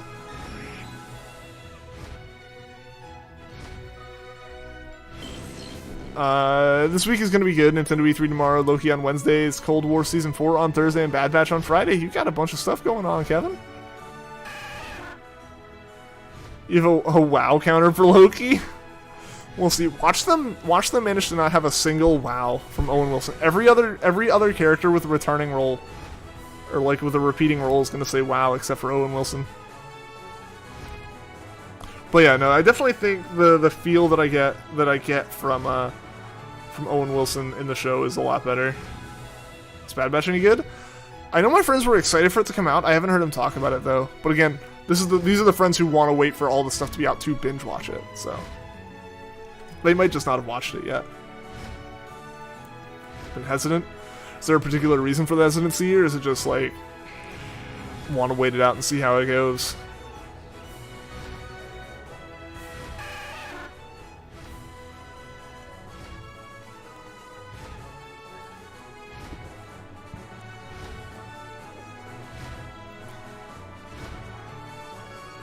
I need to watch some more of the Star Wars stuff. Again, that's interesting. I just haven't had the interest when I've had the time. Kind of want to wait it out. Yeah, that's fair. That's fair. Wait for it to all be out, then watch it all at once. Stream sometimes too. Down for a shiny race sometime, possibly, Jamie. Yeah. We can figure something out. Can't wait for Black Widow to come out. Yeah, when is that coming out now? I thought did it get delayed again? Bad Batch is really good. I'd recommend watching Clone Wars and Rebels though, and obviously the original trilogy. Yeah, of course. Let's know your stuff before watching Bad Batch. That's fair. I definitely think like, because like, it's all solidified in the universe. It's not like they made a brand new thing up to make this show, but it's like, from what I've gotten, it's like something that comes up as some like extra characters in Clone Wars, which is already kind of slightly removed from like the main series. Yo, Grenji, what is going on, man? You're a huge multiverse fanboy, so the direction the MCU is going, yeah. Yeah, I mean, that's definitely been the vibe everyone's been getting with WandaVision. Obviously, with the Doctor Strange movie being titled Multiverse of Madness, we're clearly going in some kind of multiverse direction, so it's next month for sure. Nice. You're back. Welcome back, Shy Dude. How'd the band stuff go? It is amazing. Yeah. No, I've been excited for it. There was definitely kind of a feel of like, well, what do they go to from here? After, they finished a threat to the universe as a whole. WandaVision is so amazing. I really liked it. The ending was a little flat, just because. Not like the ending, like the very last moments of it are nice. I like that. I like what it's going to lead to. Final battle was a little flat. I didn't particularly take issue with that as a whole, but yeah, WandaVision was really good. I liked WandaVision as well. Bad Batch does have some things that tie into Rebels Mandalorian and stuff. Nice. Yeah. So it feels like with Bad Batch, it's like it ties into a bunch of the other shows in like the Star Wars canon, but it doesn't tie into the movies. So like, or it doesn't tie into the movies as much, right? Like it ties into those more indirectly, from what I can tell. Isn't the new Spider-Man something to do with multiverse as well? That's what the rumors are, right? Because like I think there's like rumors or confirmation. I'm not sure exactly what, that some of the actors who previously played Spider-Man on like the previous in the previous like trilogy and stuff, like Tobey Maguire and Andrew Garfield, they're coming back for it, or like mentioned, I think confirmed. So we'll see, right? Doctor Strange is going to be big. Don't need to bring Sam Raimi on to make a small movie. Very true. Yeah, No Way Home. I mean, they have their little theming going with those names. With Into the Spider-Verse, it makes sense. Yeah, Spider-Verse is a different canon though. Because yeah, Spider-Man is in that weird situation where like it is a Marvel superhero, but the rights for it were sold to Sony, and obviously Sony's not going to sell those rights to anyone anytime soon. Spider-Man is heavily rumored with some of the returning old movie cast confirmed. Gotcha. Okay. No name is 2 old villains coming back. Gotcha.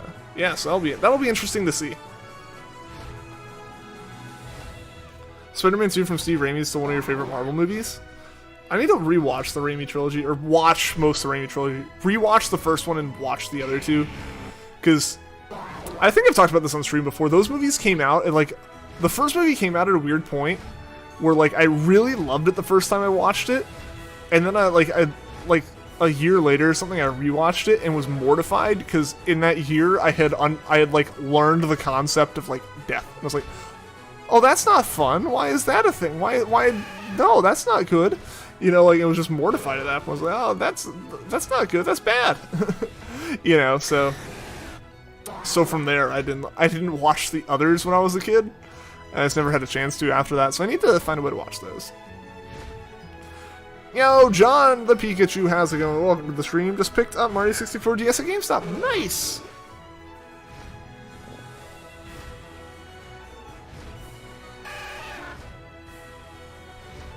Yeah, but Spider-Verse definitely also did, like, bring up that whole concept. Even if they're not, like, truly in the same canon, it brought the concept, like, forward into the forefront. This Endgame kind of mentions a little bit of stuff, you know, with it, but nothing massive. It definitely introduces the idea, and then obviously all the ramifications after Endgame. It's like, what's the most accidental shiny you've gotten? You've gotten 4 Spearow from Let's Go. I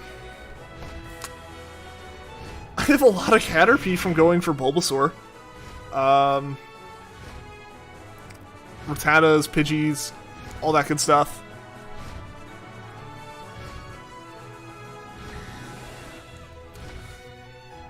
Other accidental shinies are a bit more, like, meaningful to me. The unintentional shiny Kangaskhan I got that just kind of showed up out of nowhere. I wasn't even shiny hunting. That was great.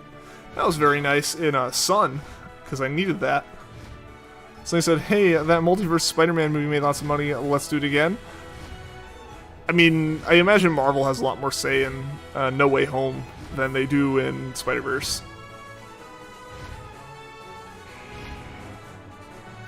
Good stuff, Barley. I think I heard that all the Spider-Man movies are coming to Disney Plus. Really? That'd be interesting. 3 Raimi, 2 Amazing, 2 and soon to be 3 MCU.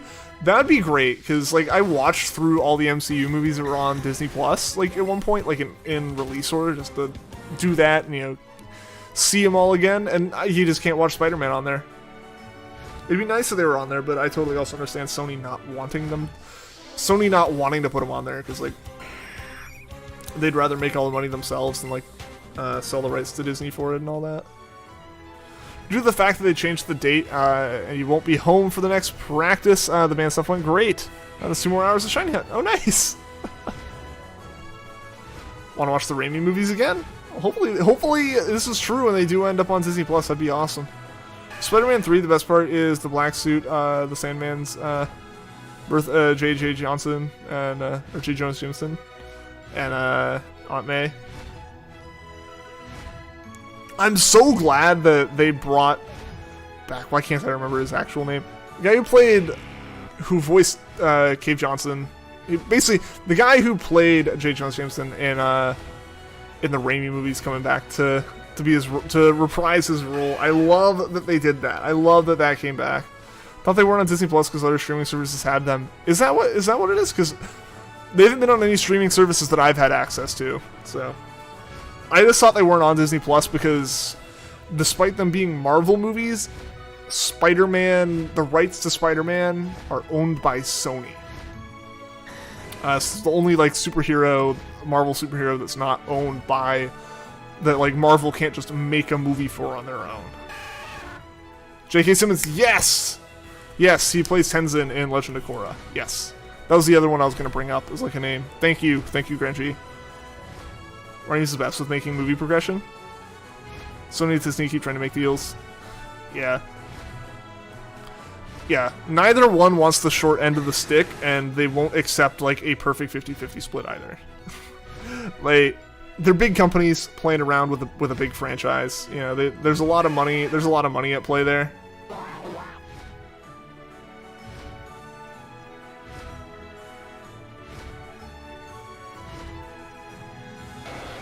They already confirmed No Way Home and Venom 2 are coming. Some not adding the old ones makes no sense. That's fair. That's fair. MCU Spider-Man movies are on other platforms, but in other countries, you believe. Gotcha. That makes sense. Yeah, because like, yeah, from my experience, they weren't on anything else. That was always my thought, and I think in that case, Sony is the one making those deals, right? Like, if Disney was in charge, they would be on Disney Plus already. You know, Disney, I think, broke some of their Netflix contracts to pull stuff over to Disney Plus sooner. It isn't just Spider-Man. Universal still owns Hulk, you believe? Really? Well, there are no Hulk. There's only one Hulk movie, and everyone kind of tries to forget that one. So, are you the only one of the people who enjoy Incredible Hulk? Well, you heard my last comment, so yeah, no one's making Hulk movies. We made one. We don't even use that actor anymore. Hulk's always regarded as not part of the MCU, but is a pretty good movie. The problem with Hulk being part of the MCU is that Mark Ruffalo wasn't playing the Hulk then. Like, if Edward Norton was still the Hulk and was Bruce Banner in all the newer movies, then Hulk would be part of the MCU. But with the way that they recast Hulk and, you know, just reintroduced him basically in Avengers, he just kind of became one of the Avenger characters. He didn't have his own franchise at that point. There are 2 Hulk movies, but there's only one that was made by Marvel Studios, right? Mark Ruffalo was their first choice, so when Ed Norton quit or something, they called Ruffalo again. Oh, really? We watched this okay, but when you were a kid, you enjoyed it? Oh, I would have absolutely enjoyed it as a kid. I never saw it as a kid, though. If not, you might just put the QR code in the Discord server and give them a list of something you see. Oh! Like a 3-pack of 5 gum, and it's an Avengers-themed one that unlocks game content. I don't know what game it is, since you haven't played it, but your dad thinks it does. But I think your dad does. If he does, you might give him the codes. Yeah. Yeah, there is like that Avengers game that's out or something, right? It cannot be a solo Hulk movie, but they're able to progress the story in other movies. Yeah. Okay, so I guess if Universal like has the rights for that, then Universal won't make a new movie with them. But like the way the rights are or something is just like, if the movie's not like, Hulk's not a like titular character in it, he can be in Marvel movies. Starring in the She-Hulk show. Nice. Hulk's gonna be in the She-Hulk Disney Plus series. Nice. When's that happening? Is that a ways off, or is that like coming right up after Loki? That Avengers game sucks. I did not hear good things. So we're gonna be fat. New Thor movie? I do not think so. No. No, I think that was just gonna be an Endgame thing. Thor's ripped again. Chris Hemsworth's got more ripped than ever. I'm excited for that movie. Heard it got better with updates. The problem is, right, it's like a fully online game, though, so if they lost their player base, it's over. Right? Avengers game isn't terrible. You'll credit the voice acting is amazing. Alright. Could have swore Universal lost their rights last year, but guess not. Interesting. No, I mean, a company like Universal's not gonna just give up rights like that. You gotta remember that, like, Universal isn't just Universal. It's like Universal, NBC, and Comcast are all a singular company. You know, so like they're a massive company. They're not gonna let rights like that go, even if they like don't use them. It's one of like the few like clusters of companies that could like actually just tell Disney to like screw off, even with Disney money. If you about the new Guardians game, haven't heard anything about that. When the pack of gum says 35 plus, but you finish digesting it in 5 seconds. I don't think you finished digesting it that fast. Who rumors of Disney buying Warner Bros? If that happens, do you know what it means for comic book movies? DC would be good. I don't know. I mean, I don't know. I don't know if that one would be allowed to happen. I mean, Disney's getting to the point where pretty much anything they purchase goes through like a whole bunch of investigations. Just to make sure like that Disney doesn't own too much of a single market, and I would not be surprised if Warner Bros. Like tips the scale for like something. Character designs bad, except for Rocket. Definitely can care less about the Guardians. I enjoy Guardians 1 as a movie. Guardians 2 was fun to watch once, but I watched it too many times. I think Thor and Guardians will be a good chemistry. I think that'll work well, especially like post Ragnarok Thor.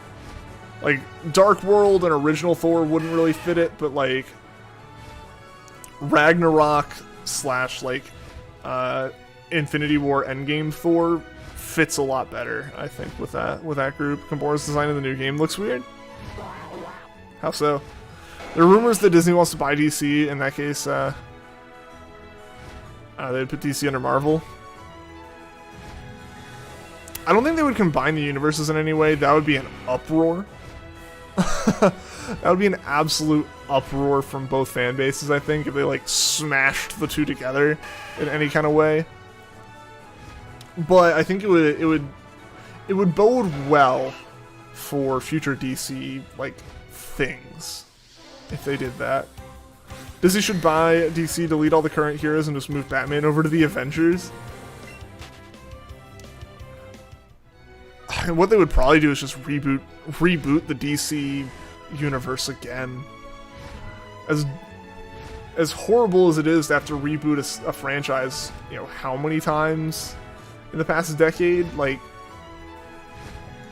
I just don't think there's really any recovering the current, like, DC EU or whatever they call it.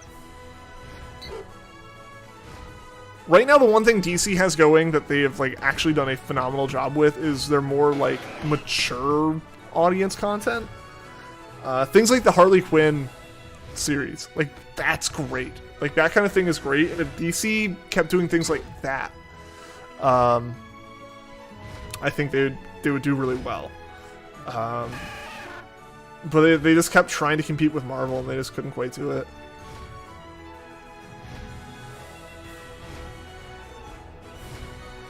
Back, did you miss any shinies? If you missed any, it's because I also missed them. I haven't seen any shinies yet.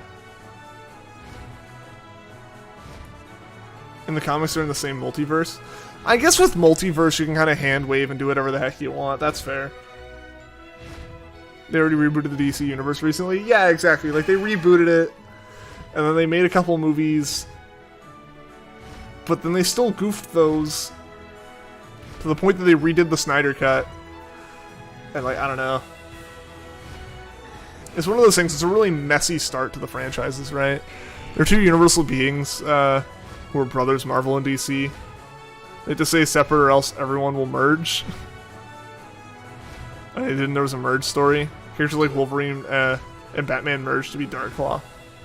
That's an interesting concept, but that's like a whole different thing, right? That's not just like being like, our MCU continues as it is, but here's Batman now. Like, that'd be weird.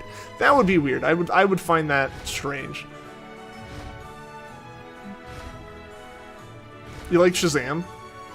I heard good things about Shazam.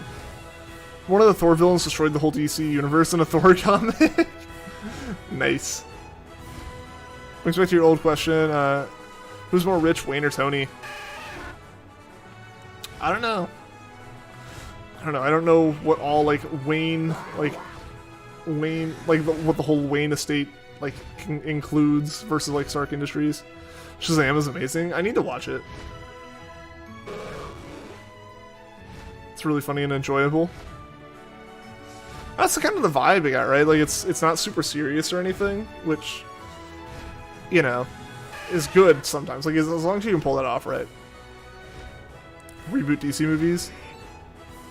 I feel like if they actually bought them, they'd keep them separate. Yeah, for sure. I don't think they would merge them in any kind of canonical way. That'd be too much. Like, Marvel is too meticulously set up to, like, to work with a merger like that, right? Like, they can't confirm that it's gonna happen, so they're not gonna do anything specific with it. Isn't Abomination one of the few who can kill Superman? I don't know. I don't follow comic stuff. Pretty sure it was Wayne. I wouldn't be surprised.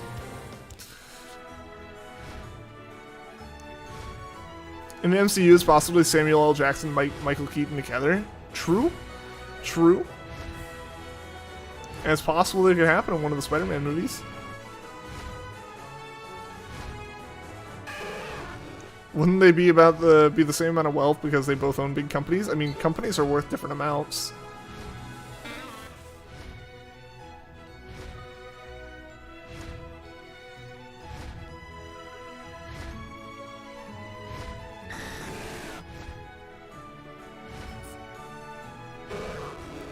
One has more moolah. Exactly. That's like saying, you know, I own my own company if I, like, made this channel a company and saying I was worth the same as, like, Jeff Bezos. That's not how it works. Companies aren't, like, a single monetary unit. To be fair, though, Wayne didn't stop all his income like Stark did. Yes, Tony did just kind of, like, be like, we're done. We're done making weapons.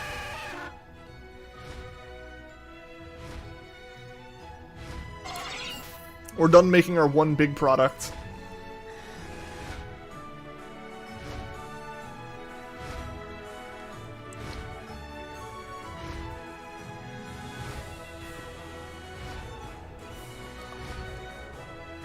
I mean, they both make a bunch of stuff, right? Like, look at, like, Iron Man 3 and the number of suits that Tony built.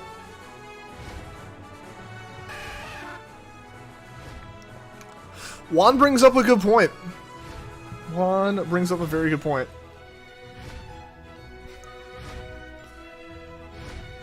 Can a dead man be rich?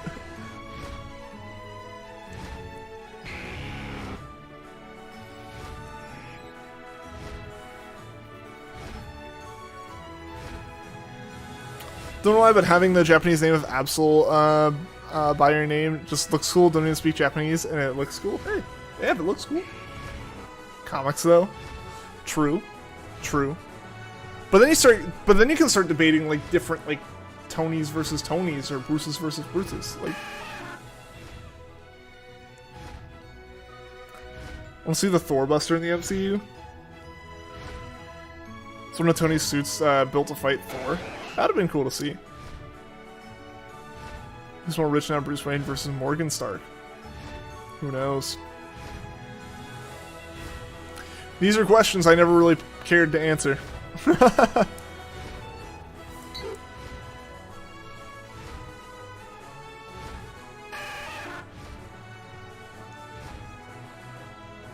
Yeah, in the MCU, the regular suit can do it. Yeah.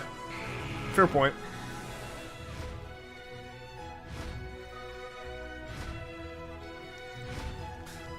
Come on, Blue Psyduck.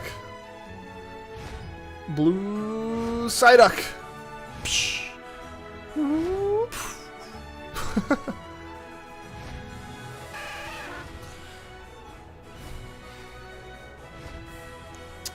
So for all the shiny hunters out there, which I imagine is most of you, what's the most number of shinies you've found in a single day before?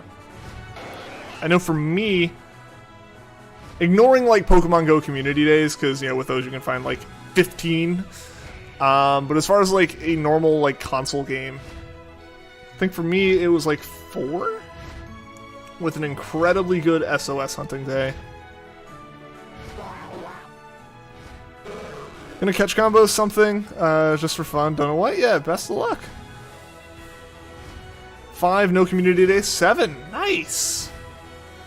5 shinies in 10 minutes. There you go. 1, nice. Besides Wormhole? Wormhole can count. I'll count Wormhole. I didn't say anything about that. I haven't done Wormhole, so I definitely could like find more that way.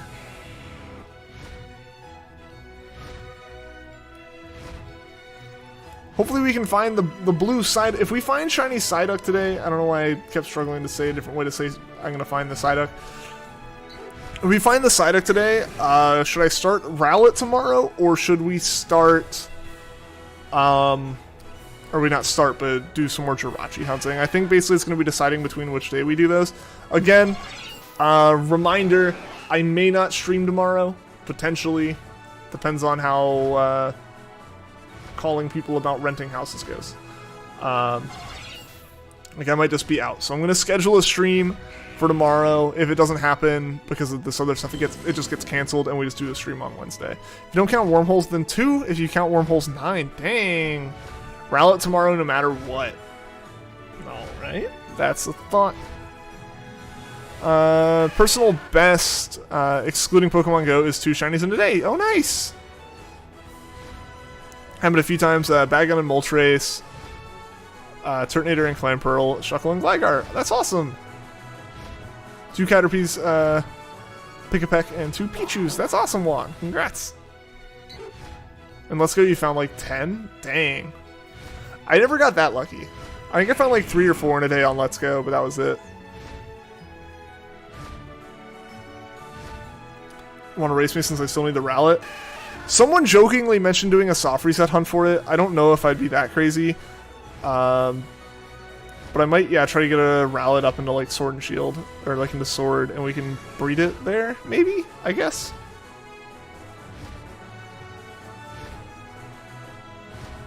Used to play Let's Go all the time. Yeah, I remember, like I said, I did a bunch of hunts like off stream, like back in that time where I wasn't quite streaming. See your Switch hours.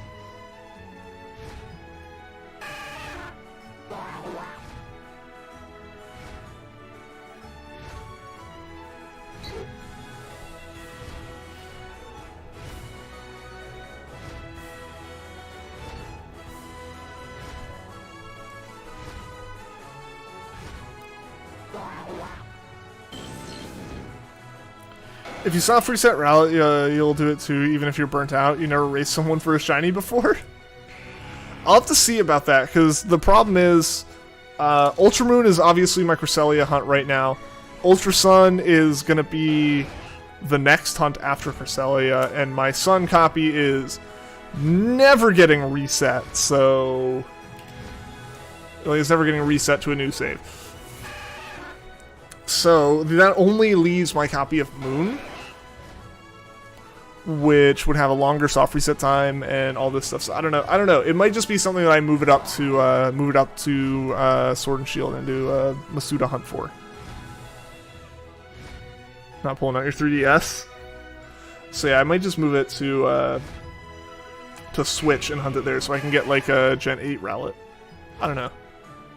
You'll do Base Moon too.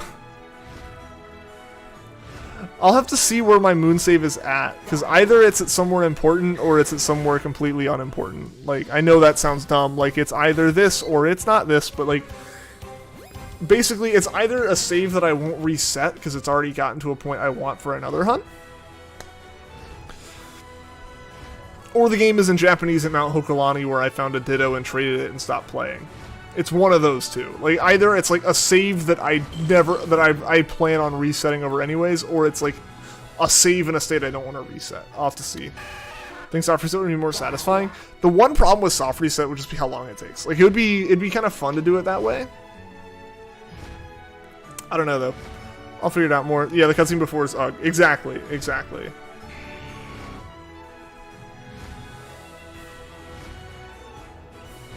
So that'd be my one problem with that, is like the soft reset times being so ridiculous. Looking for Caterpies for EV training and ran into a shiny one. Nice! And after that, Pikipek and Pichu started shining and found another Caterpie and started a chain and found another shiny one. One with the luck. That's awesome, dude. Do base sun with me. Let me make sure and figure it out. Like I said, it depends. It depends on getting things set up for that. So it might be Jirachi tomorrow, Rowlet Wednesday, but I definitely want both those to happen this week. Excuse me. Soft reset XY starters.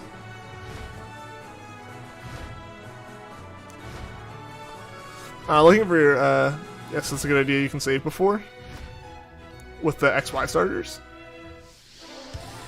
I do need to do this. I wanna hunt a Rowlet though. So we've like actually hunted a Rowlet on stream, because like we've talked about it, right? Like we talked about it on Discord, the fact that like Rowlet's my favorite Pokemon of all time, and I have been shiny hunting on stream for 4 years, and I haven't done a Rowlet hunt.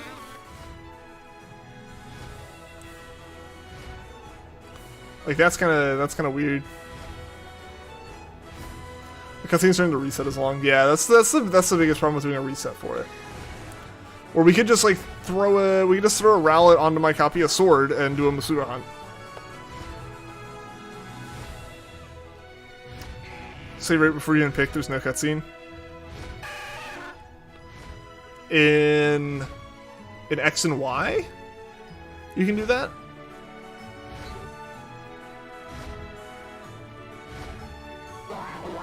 I thought X and Y also had a cutscene that you couldn't save between that happening. Thanks for reminding me to unsub from someone who has hunted for their mascot mod. That's what we're fixing. That's what we're fixing. You can do a Gen 5 Rowlet hunt. I would be impressed if I was able to do a Gen 5 Rowlet.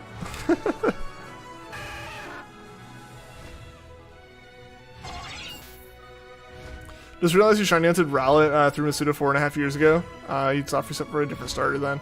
See, like, that's the thing, right? Like, I have a... That's another part of it, too. I have a shiny Rowlet in Gen 7. I have that whole line shiny in Gen 7. I don't particularly need another one in Gen 7. So it'd be interesting to hunt it in Gen 8.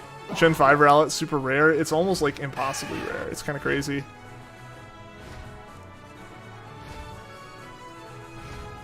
But yeah, so, like... That's the thought, right? Like, it would be crazy to do a soft reset Rowlet hunt because it's a soft reset Rowlet hunt. Like, who does that? That's kind of whack. But it's also something where, like, that's... Excuse me, I thought I was going to yawn or burp or something.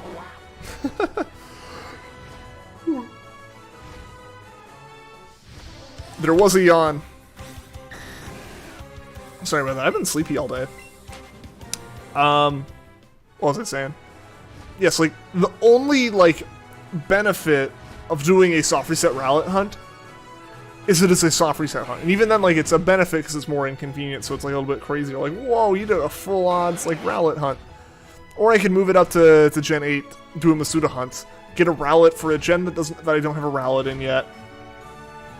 Hunt it faster, find it sooner, you know, all that stuff. I don't know. We'd have to see. I still need to think about it some more. Using this game sounds so majestic, not gonna lie. It really does sound nice. I like it. So DLC Hoot Hoot Rowlet skin. The music's nice, but it lost its touch.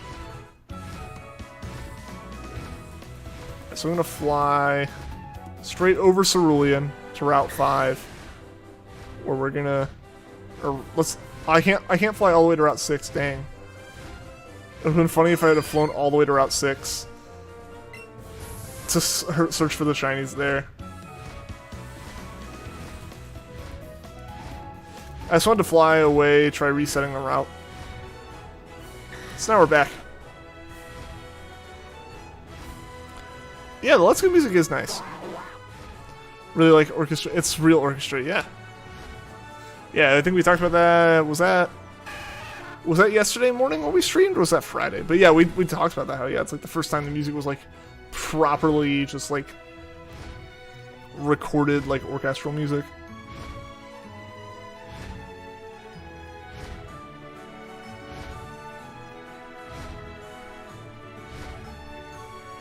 Man, these shinies can just be whack sometimes, man. We found 2 on Friday, and then we haven't found any yet today.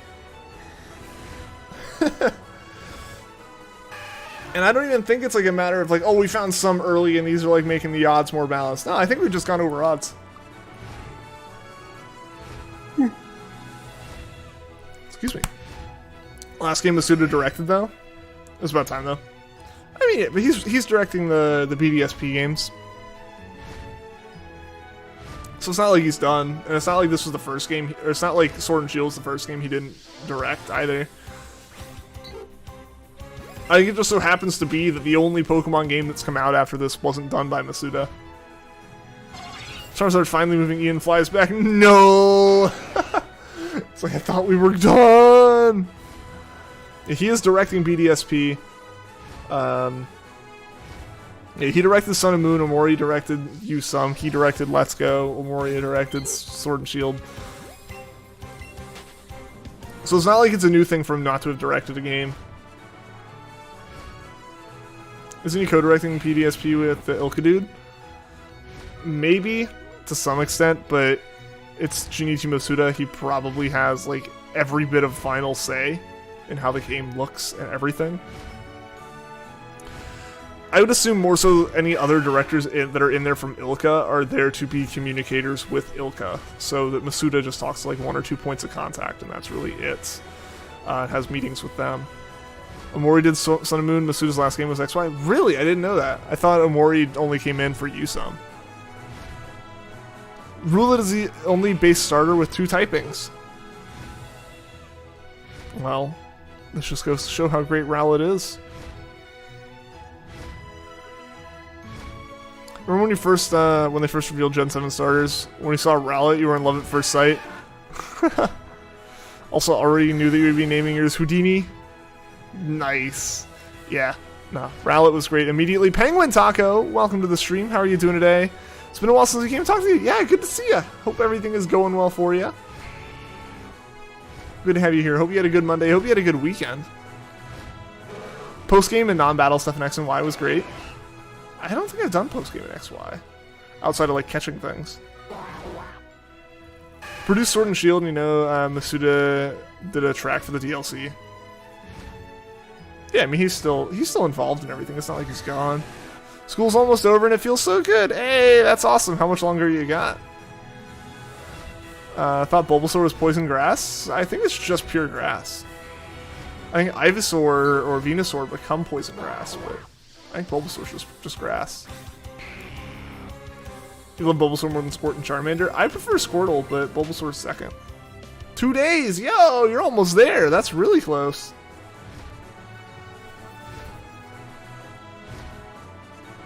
Bulbasaur is poison grass? Okay. I could have sworn it was just pure grass. Bulba is grass poison?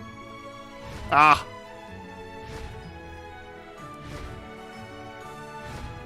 That's an embarrassing one to be wrong on. Yeah, I was under the impression it was pure grass.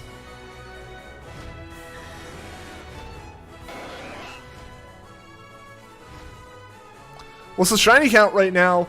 0 for today.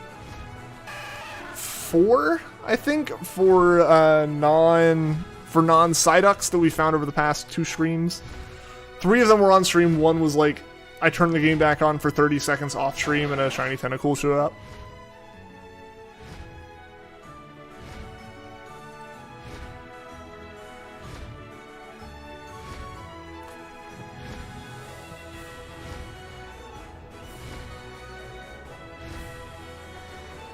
But yeah, now we're just sitting, waiting patiently, a little bit impatiently to be honest, for the Psyduck to be shiny, because I want to find the shiny Psyduck today. That would be extremely ideal.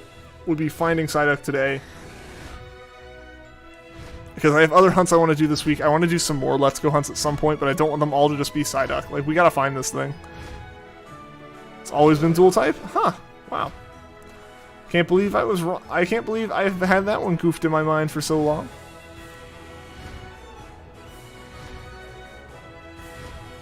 Try that lavender hunt? Yeah, do it, man. You'll have to let me know how it goes. Like how successfully you can pull it off in there. So I think lavender will be a little bit of an interesting situation. Whoever made autocorrect can go to hello.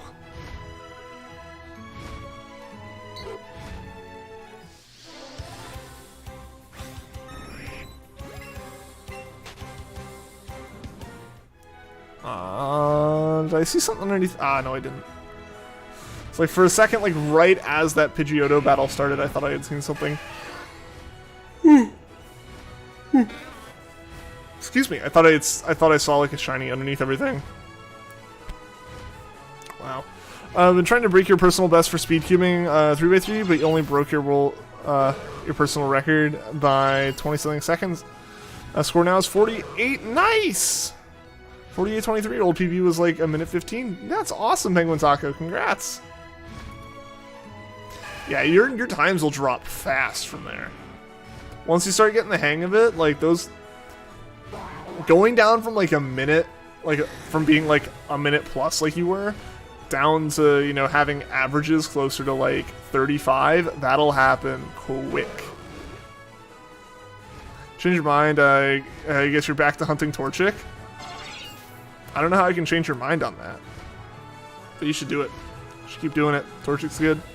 Just noticed you said world record instead of personal record. I figured that's what you meant. Forgot to express to your partners and let's go. Yeah. Now, the details in this game are really nice.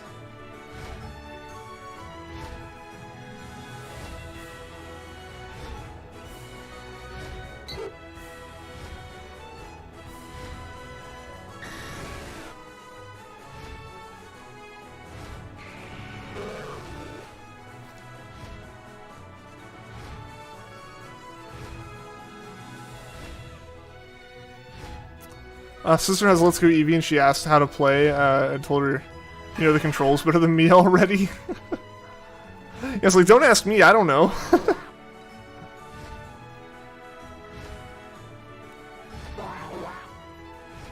I'd always get the... From my little cousin when he was playing Pokemon, I'd always get the, what do I do next? But he wouldn't show me his 3DS. I'm like, I don't know? I don't know where you are? You should have been reading what it asked you to do. Never played this game. The controls are pretty simple. Like, you can literally do it with a controller that has 2 buttons and a joystick. Besides the character models, in your opinion, Brilliant Diamond and Shiner Pearl look amazing. I want to see the lighting engine fixed up a little bit, personally. I just want to see, but in reality, I just want to see more information about them. It is still extremely concerning to me that pre-orders are up and all we have had is the initial reveal trailer. Yeah, we got the initial reveal trailer in February. Then it was radio silence until like late May, early June when they revealed like the cover art and put up pre-orders. And that's all we've heard about BDSP or Legends. That's a little bit scary to me. Shiny hunting a rock and rolla. Nice. I've been doing so much of everything. I started multiplayer World 9 grass server with your friends. Still trying to beat your PB and get it below 30 seconds. And you've been grinding on a game and shiny hunting rock and rolla. That's awesome. So many things, Penguin Taco. Honestly, like the style they're taking is basically DS but redone on 3D. Oh yeah, that's 100% what it is. And like that's why they're shaped the way they are, is to look like the old games. But again, I still stand by the fact that their biggest mistake was showing off the model from an angle that we won't see the model at. I forget, if you don't mind asking, what is your profession? I know you work with code, but can't remember. Yeah, so I'm a full stack software developer. That is like my official title right now is a junior full stack developer. Transfer your Pokeball plus Mew. It's still there from a year ago. Oh, the Mew's still under Pokeball. Yeah, I took my Mew came off of that.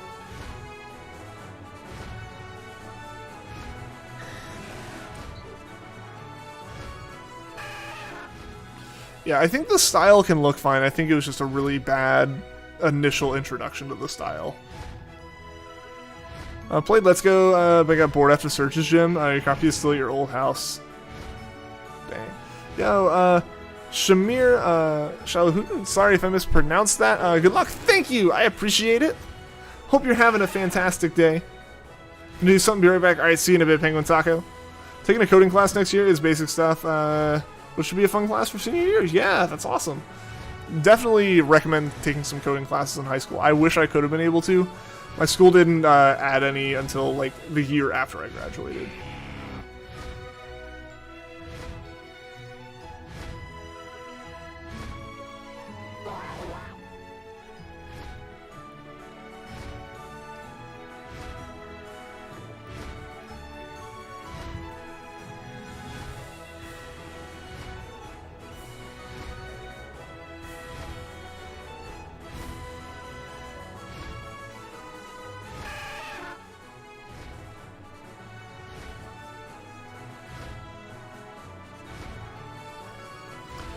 Took one of the coding classes in high school. In your opinion, college ones go more in depth than high school ones? I mean, that's what they're supposed to do?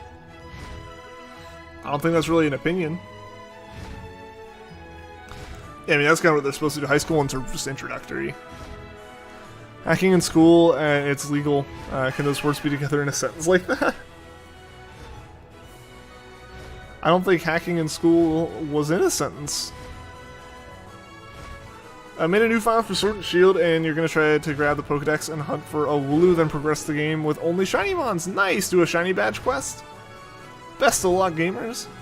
If Charizard, Dragonite, or Pidgeot are shiny, you have to run from it. No.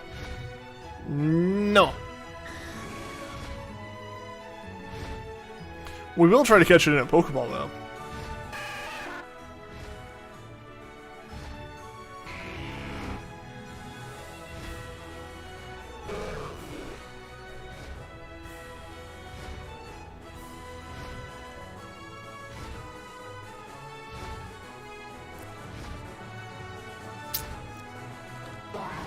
Come on, Psyduck. Why can't you work with me here, man? I need this. If Charizard is shiny, you have to ride on that one. I mean, I have, like, the shiny Charmander. I just need to catch 2 more, and then I can level 1 up to be Charizard. Then from there, we would for sure use that.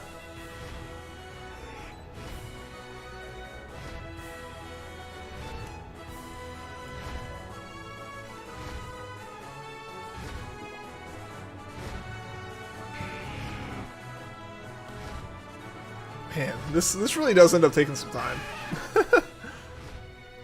Maybe reload the route. Yeah, probably worth it at this point, just to kind of reset it as a sanity check.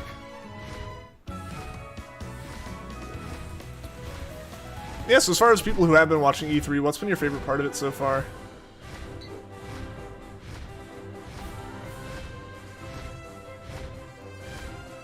Yeah, like I said, I haven't really paid attention to it much. The Halo stuff was kind of neat to hear about. I heard, I guess, what, Forza Horizon 5 is going to be a thing, which isn't surprising that we're getting one. At this point, 4's been out for a while.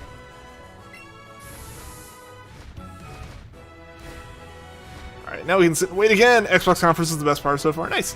If Psyduck is a shiny stream, you need to dress like Misty next time you hunt it. I don't know if you guys want to see me dressing like that.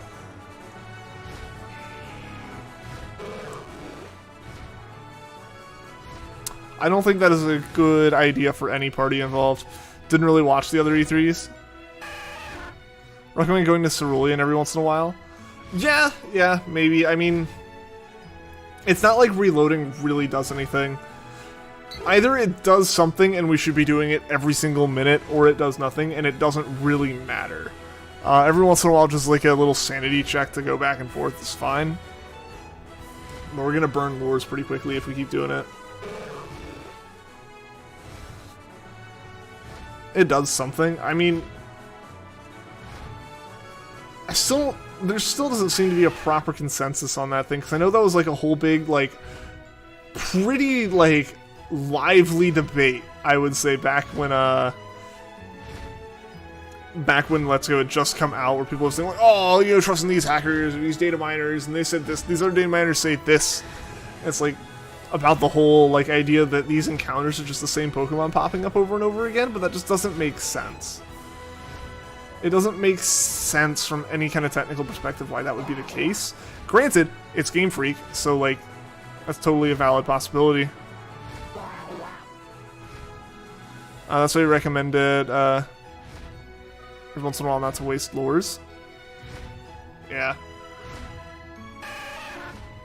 Gonna be brutally honest, only care about Nintendo's E3. Oh, I mean, I've told people, and I mentioned in chat before, like, Nintendo's is the only...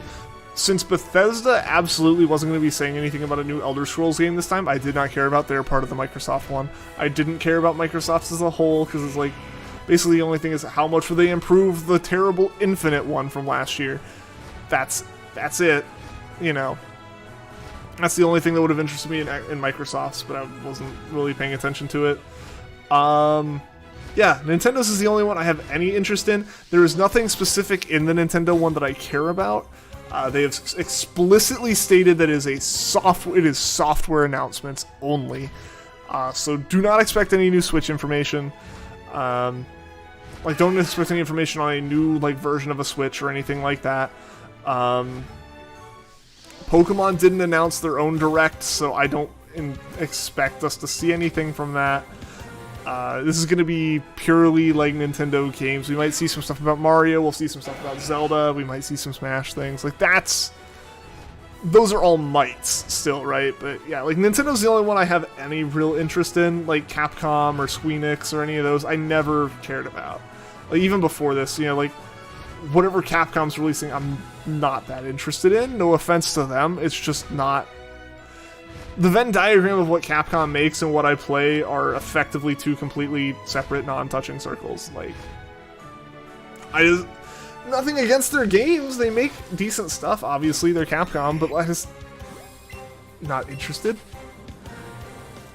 Beep beep, how's it going? Cinder, welcome to the stream. I'm a sheep, or just indies in the E3. If they did a 40-minute long Nindy Direct as the E3 Direct, that would be the, like... biggest energy move. Pokemon has been in normal directs before. When was the last time Pokemon was in a normal direct, Vanillix? They have had their own directs for a long time. Appreciate Capcom, but mostly for Ace Attorney. There you go. Yeah, like, it's just the thing where it's like Capcom has such a wide range of stuff, wide variety of things, but none of it ends up really appealing to me, or I just don't play a lot of it, so it's like, I don't particularly care about them having a whole press conference at E3 2018 with Rumble. I mean, it's possible, I guess. I'm not expecting it, though. If it's not a Pokemon Direct, I don't expect Pokemon information, so I'll be pleasantly surprised if there is some. Because again, we need information on these games. Like, that's not something that's really up for debate. There needs to be more information out there on BDSP and Legends, especially if pre-orders are open. Having pre-orders open, yet us only having had, like, a single trailer for each, and no other material about these games, like, it doesn't make sense. It's concerning. Last time we saw Pokemon at a normal direct was E3 2019. Was that a normal direct? I thought that was Pokemon's own specific thing. I didn't think that was part of the rest of the Nintendo one. I haven't pre-ordered due to not knowing much about either. Yeah, I mean, I didn't even pre-order Sword and Shield. I just should have purchased them. Assuming GameStops are functioning back to normal by the fall and, like, midnight releases are kind of normal, I'll just, like, go to one of them, like, at midnight and pick it up. I'll have to find a new GameStop if I'm moving. Granted, it's not like I'll be missing anything. I only went to the GameStop here once, and it was to pick up Sword and Shield. I never went back to it because, or no, I went to another one. There are 2 here. One I couldn't do a midnight release at though. Like they're just not open at midnight. I only went to that one like twice though. Hey, welcome back, Penguin Taco. Hope all is well. Last time you saw Pokemon. Okay, yeah. If you're gonna pre-order one, you'd pre-order Legends. That's the one I'm less confident in. I want Legends to be good, don't get me wrong. At least with BDSP, they're like, it's Sinnoh again. It's the same game. You've played these games. It's those games again in 3D. Like, that, like, at the very, like, you can argue that them saying that and showing what the graphics look like is enough. It isn't, but you could argue that. Legends, we know nothing. They made a trailer that very much so mimicked what like a Breath of the Wild trailer would look like, but they did not show like polish to the level of finishing a Breath of the Wild scale game in the next like 9 months. Not even 9 months now, it's 6 months now. Dang, this year's flying. But yeah, it's just, it doesn't, I don't know. Maybe, yeah, I don't know. BDSP will be passable for you, since we know mostly what the game is, and Legends, your expectations are low, but hype for Splatoon 3. I feel like I'm in the same boat with you on, like, let's be real, I stream Pokemon games and make videos off Pokemon games occasionally. Like, it would be dumb for me not to get these games. I am a collector, and I am dumb, and I will get them anyways. Like, I am part of the problem, I'll admit that, when it comes to, like, Pokemon laziness and stuff. But yeah, BDSP, it's like, okay, well, we have Diamond and Pearl. They're saying they're just remaking those, so we know the story, we know everything. I want to see more. I want to see what kind of, like, tweaks they've made, you know, because at this point, the game's gone gold. Let's be real.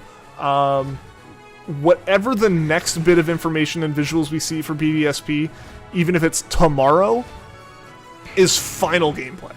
There's no more changes happening to those discs. It's less than 6 months from the game's going out. Unless they find a fatal flaw, we're not getting any fixes. There's not going to be any massive graphical overhauls happening between now and release day for BDSP. Whatever we see is what we get as of the next trailer we see. Legends isn't far behind. I would say Legends is another month or 2 tops before they start really kind of getting to the point where they have to publish it.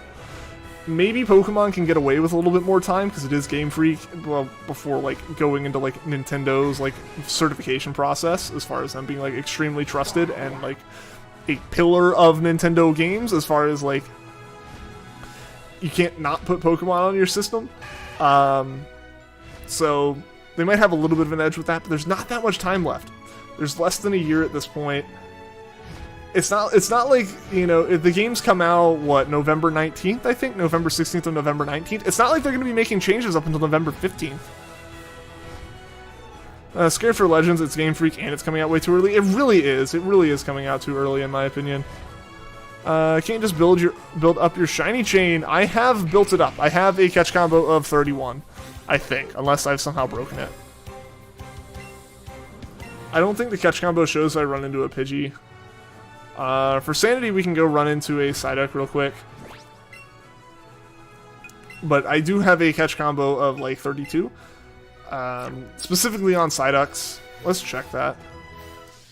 November 19th. Yeah, so it's not like they're going to be making changes up until November 18th. Yeah, okay. Yeah, so we have a catch combo of 32.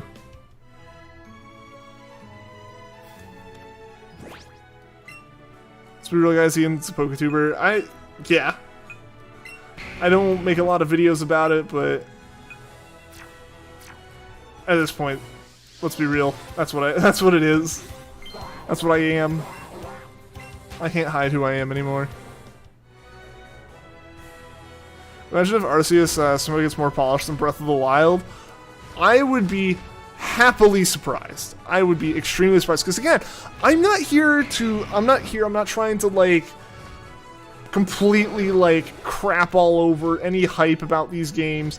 I just don't want to add to the hype. I don't want to feel responsible for hyping up a game that I have no way of knowing if it's going to be good or not. If I like was in on the team. I saw the state of the game, and it looked incredibly promising. I would not feel bad about being like, this is amazing. But again, I've seen what you've seen. We've seen that one video with really poor frame rate and stuff, and like, I'm concerned. I want it to be good. I don't know anyone. I mean, there's definitely people out there who just want like Game Freak to crash and burn at this point, but I want Pokemon to do well. I want Pokemon games to be quality and enjoyable, and them to be extremely, like, just, I want them to be good games, you know? So, like, I don't know, it's just one of those things where it's like, I will be extremely happy if Legends is immaculate. But, like, because I want it to be good. But Game Freak doesn't have the greatest track record, and just, again, with how little information we've gotten, it's concerning. You look at Game Freak like how you look at Sega with Sonic and most of their modern games. Their heart is gone and everything is rushed, but everyone still mostly loves them still. Yeah, I mean, look at Sonic Mania. Sonic Mania was an actual passion project by fans, and like that's one of the most well-received Sonic games in recent times. And I think that's a fair point that like the heart of Game Freak might not be fully in it at this point. Like anyone who's been at Game Freak for the past 25 years has absolutely just been like, why are we still making Pokemon, man? Like, let's make other stuff. And that's why they made Town, or Little Town Hero. You know, they do other they want to do other things. And that's totally fair, and I think that's kind of what they're trying to do with Legends, is like, alright, well, we gotta make Pokemon, that's what we do. But, like, at the same time, I have at least a little bit of hope that the problems for Game Freak and Pokemon in the recent past haven't been inherently, like, Game Freak giving up. I think it's been Game Freak and Pokemon Company took a massive misstep, and it was at a time where misstepping meant years of delay on stuff. Because, you know, it's one of those things where it's like, all these projects are coming up, what do we work on? And they said, go left, and they needed to go right. You know, that's the kind of situation I feel like happens, and that does happen. That totally happens. You know, it's smart company or not, like, you can just make a poor decision here and there. I think they might have put all their eggs into one basket a bit too much, but, like, too many of their eggs into one basket, but I think they can correct course. Look at stuff like Snap and Mystery Dungeon getting its release on Switch. Like, those are promising things. They actually, like, released good spin-off games. Yeah, Legends and BDSP are a little bit weird. It is nice seeing them, like, loosen the reins and give a main game to a different company, but again, I don't know. I'm not a big fan. I would have really liked to have seen like an improved Gen 8 engine used for Sinnoh, but I think they might have just realized it's a lost cause. Let Digimon Studio handle Pokemon games. It's always amazing. Like Little Town Hero, when Game Freak steps away from Pokemon, it's good. Don't care what y'all say. That's fair. That's fair. Yeah, if you like the game, more power to you. I'll take you think Pokemon in the art style of Octopath Traveler would be amazing? That'd be interesting. Square Enix would delay a lot, but that's a good thing. Look at the Final Fantasy VII Remake. The biggest problem for Pokemon is they can't delay. That's non-negotiable when it comes to Pokemon. Unfortunately for them. Like, if they realize, you know, like, what everyone kind of has, the consensus with Sword and Shield is the importer was broken, and that delayed them a bunch. If their importer breaks, Pokemon can't decide not to come out of 1 year or to wait a few months. They've got to be ready. They got to be releasing a game on the day that they said they're going to release the game. They don't have the luxury, just with all the other tie-ins with the anime and merchandise and all that stuff, manga and everything. Like, the Pokemon franchise is so massive, and there's so much tied to the games coming out that they can't afford to not release a game. Hey, Mitchie, how's it going? Welcome to the stream. How you doing today? Hope you're doing well. I just remembered I haven't pinned a message yet. I found my favorite message out of the most recent ones. It's the hard truth. We all gotta know it, guys. If Pokemon Company can learn to stick with delays in Pokemon, would be better. I mean, again, if they could delay, it'd be great. It'd be great. They could fix stuff. They can't delay, though. They can't. There's too much other stuff. You can't reschedule TV air times outside of like massive tragedies and stuff. Like basically, the TV reschedules you. You don't reschedule TV. Like you can't change that. Merchandise is going to be sitting at a Walmart and a Target ready to go on shelves the same day the game releases. Like you can't do that. You got trading cards coming out. Like there's too much wrapped up in that release schedule. The only thing they could do really is take a breather year or two and get it to the point where they are finishing developing the games a year before they release, which ends up looking like a dated game, with the intent of like, well, if we do have delays, we have a year to fix it. They're not going to do that though.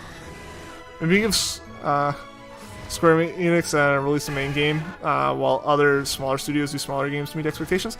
Like, yeah, that works. Like, that would make sense, you know? And that's kind of what like Snap is a good sign of and everything. Like, yeah, let other devs do the spin-offs and just focus fully on the main games.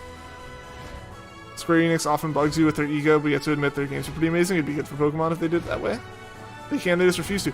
Again, Vanilla, it is not up to Game Freak when that game comes out. That game comes out at a certain date. It's just, they don't have, there's too much other stuff wrapped up.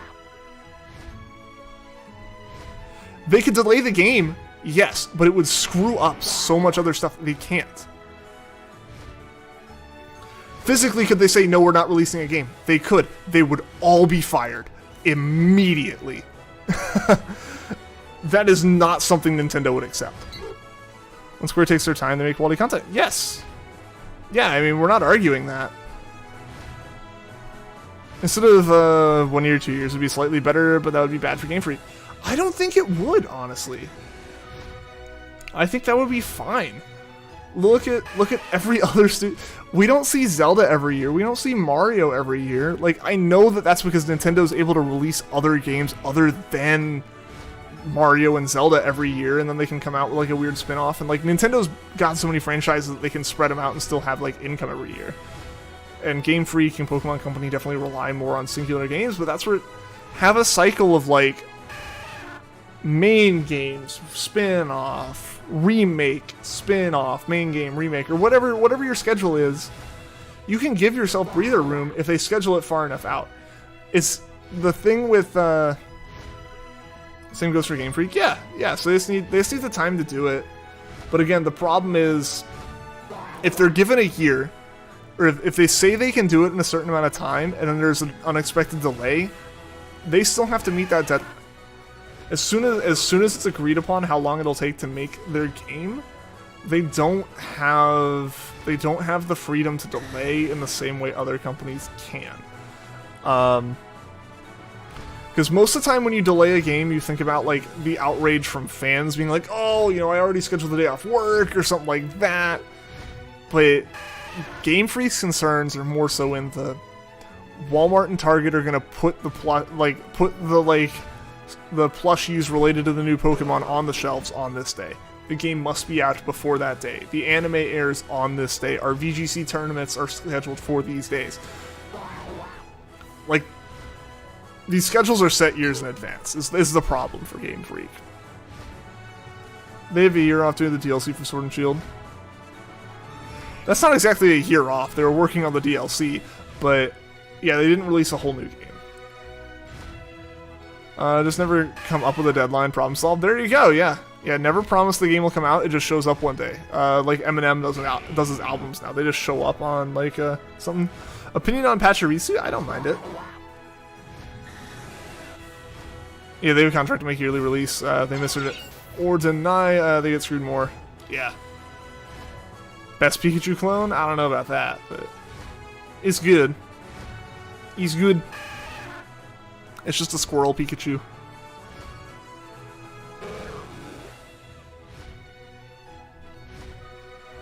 Alright, we might go for like 10, 15 more minutes, I'm not sure. We still just have not found... We haven't found a shiny today. That's kind of whack. That is whack given this, right? Like, we should have found something today. Legends is supposedly changing up the formula, but you're nervous. I mean, it's an open world game. That automatically changes up the formula. And I just think, Pokemon Legends is going to be a separate thing. It's going to be like Pokemon Ranger. It's not going to be like that's all the Pokemon is for now. So I don't know. Sword and Shield was again, I think a lot of people agree Sword and Shield was kind of a big misstep. People enjoy the games. There's nothing wrong with that. Just because, and like, you can totally enjoy the games. That's fine. I enjoy doing Dynamax adventures and everything, but there were some major issues, especially leading up to the release of Sword and Shield, and a couple of the weird decisions they made within Sword and Shield were definitely things to look at. These remakes are so different, I don't know if you can really compare them to Sword and Shield to see if they've improved or not. Legends is so experimental and risky, whereas BDSP is so incredibly safe. Like, they're trying to average out to like a normal level of risk. Praying Legends does good, so that tells Game Freak we want this. I want it to do well enough that it's like a good, like, consistent spin-off series. Never bought Gen 8 and stuck to Gen 7. Hey, that's totally respectable, Mitchie. That's totally respectable. I still do most of my shiny hunting in Gen 7. Pachirisu, best Pokemon to beat Judy Azzarelli in the VGC 2014 Championships. Really? Still like Gen 7 to Gen 8. I think a lot of people are like that. I mean, it'll be funny to see in a few years when people start like saying how Gen 8 was the pinnacle and like Gen 9 screwed everything up, because that's gonna happen. There'll come a day, it'll be a while, but there will come a day where Gen 8 is considered by some people to be the best Pokemon games. Where Sword and Shield will be the games that are the highest priced, and they will seem the most amazing games. It is weird, but it'll happen. It happened with Gen 5. And I know me saying that a lot of chat's gonna be like, Gen 5 is the best games. It's like, yeah, because those are the games you grew up on. When you were the age of all the kids playing Gen 8 now who love it. Like, that's... Because, I mean, Gen 5 used to be considered, like, garbage not that long ago. You know, like, back when I started. Lord of the Rings. I'm finishing up soon, Devin. I'm finishing up soon, man. I'll throw something in the microwave and then I'll be on Discord. Give me like 5 minutes to wrap up the stream here. Gen 5 was hated but now it's praised. Exactly, yeah. Can't wait for Gen 28. It's weird to think. I don't feel like Pokemon should go on that long, but I also don't see it stopping. We be dead by Gen 25? Possibly. See your idea? What was your idea? I want a Pokemon game that changes up the formula. You could decide to be a trainer, Pokemon Ranger, Gym Leader, Breeder, Pokemon Professor, etc. Make your experience different. That'd be interesting. That'd be, like, really ambitious, I feel. Which isn't bad.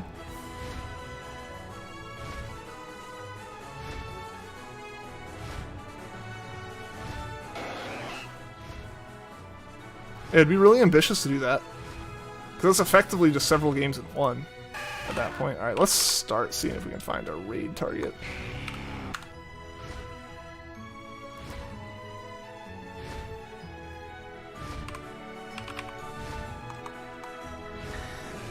While also making sure I don't fail a shiny, because we thought we failed one on Friday.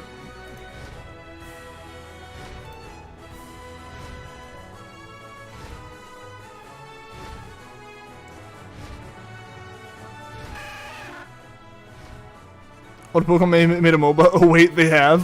I forgot about that. It's best to forget about it and just never use it. That is definitely one of those ones that's just best to forget. Someone in your class said Pokemon is dead, and you're like, excuse me? People say that every time. Pokemon's still massive.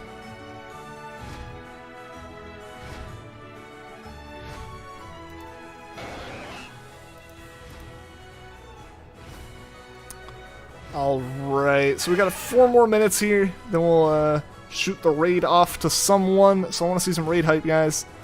Raid hype in the chat. I want to see a big raid. I want to see us pull off like a massive raid. Pokemon is the top franchise in the world, so you say otherwise. I mean, yeah, it's literally the biggest media franchise in existence still. Second is Hello Kitty, so I mean, it doesn't necessarily show its relevance to like everyone, because I always forget Hello Kitty exists, and it's like second. It's right behind Pokemon.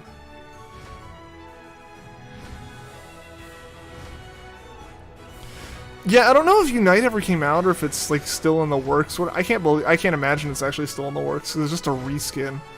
So yeah, Pokemon Unite, you can tell it was such a soulless reskin with the fact that there's no Pokemon typing. If they had Pokemon typing and like type advantages and stuff played into it, that would be actually a really interesting MOBA. But of course they didn't do that. Digimon is in a worse scenario. They say it's dead, and you're like, excuse me, sir? You're like, what is that? You know what happened to Unite? What if it got canceled? It definitely did not get canceled, but they're not marketing it here. They know it's not gonna do well here. It's not for us. It's for it's so that they can form a decent working relationship with Tencent, which gives them access to a pretty large market that generally Japanese games don't get to access. Trying to get Wooloo, it's gotten so much XP from like 50 Wooloo. Nice. Remembers Pokemon Sleep?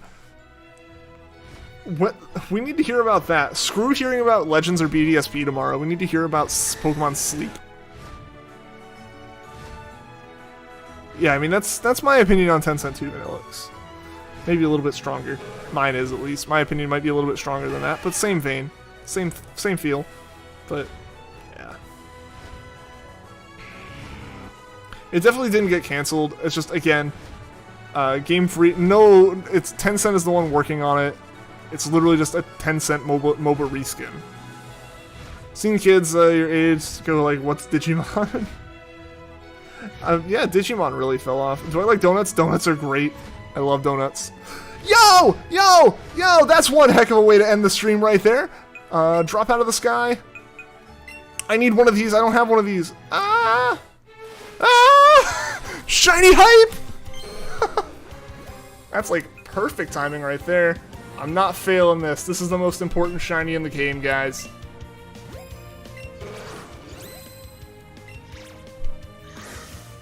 Come on. One throw, one throw. Yes! Oh, and that's awesome! That's awesome! I had to check with this. So, I think I mentioned before, the little light in here, it lights up the color of the Pokemon when it cries after you catch it. So, like, Psyduck, it'll light up yellow, or, like, you catch, like, a tentacle and it lights up blue. Magikarp would have been red. It lit up yellow. It lights up the shiny color. That's awesome! Shiny hype! Hype, hype, hype! That's one heck of a way to end the stream right there, guys. Yo! That's awesome! Alright, so let's save real quick. Yo, that's perfect. Magikarp coming in clutch. The Pokeball Plus is really cool. Name it Swim Shady. That is a good name for those. But guys, thank you so much for watching the stream.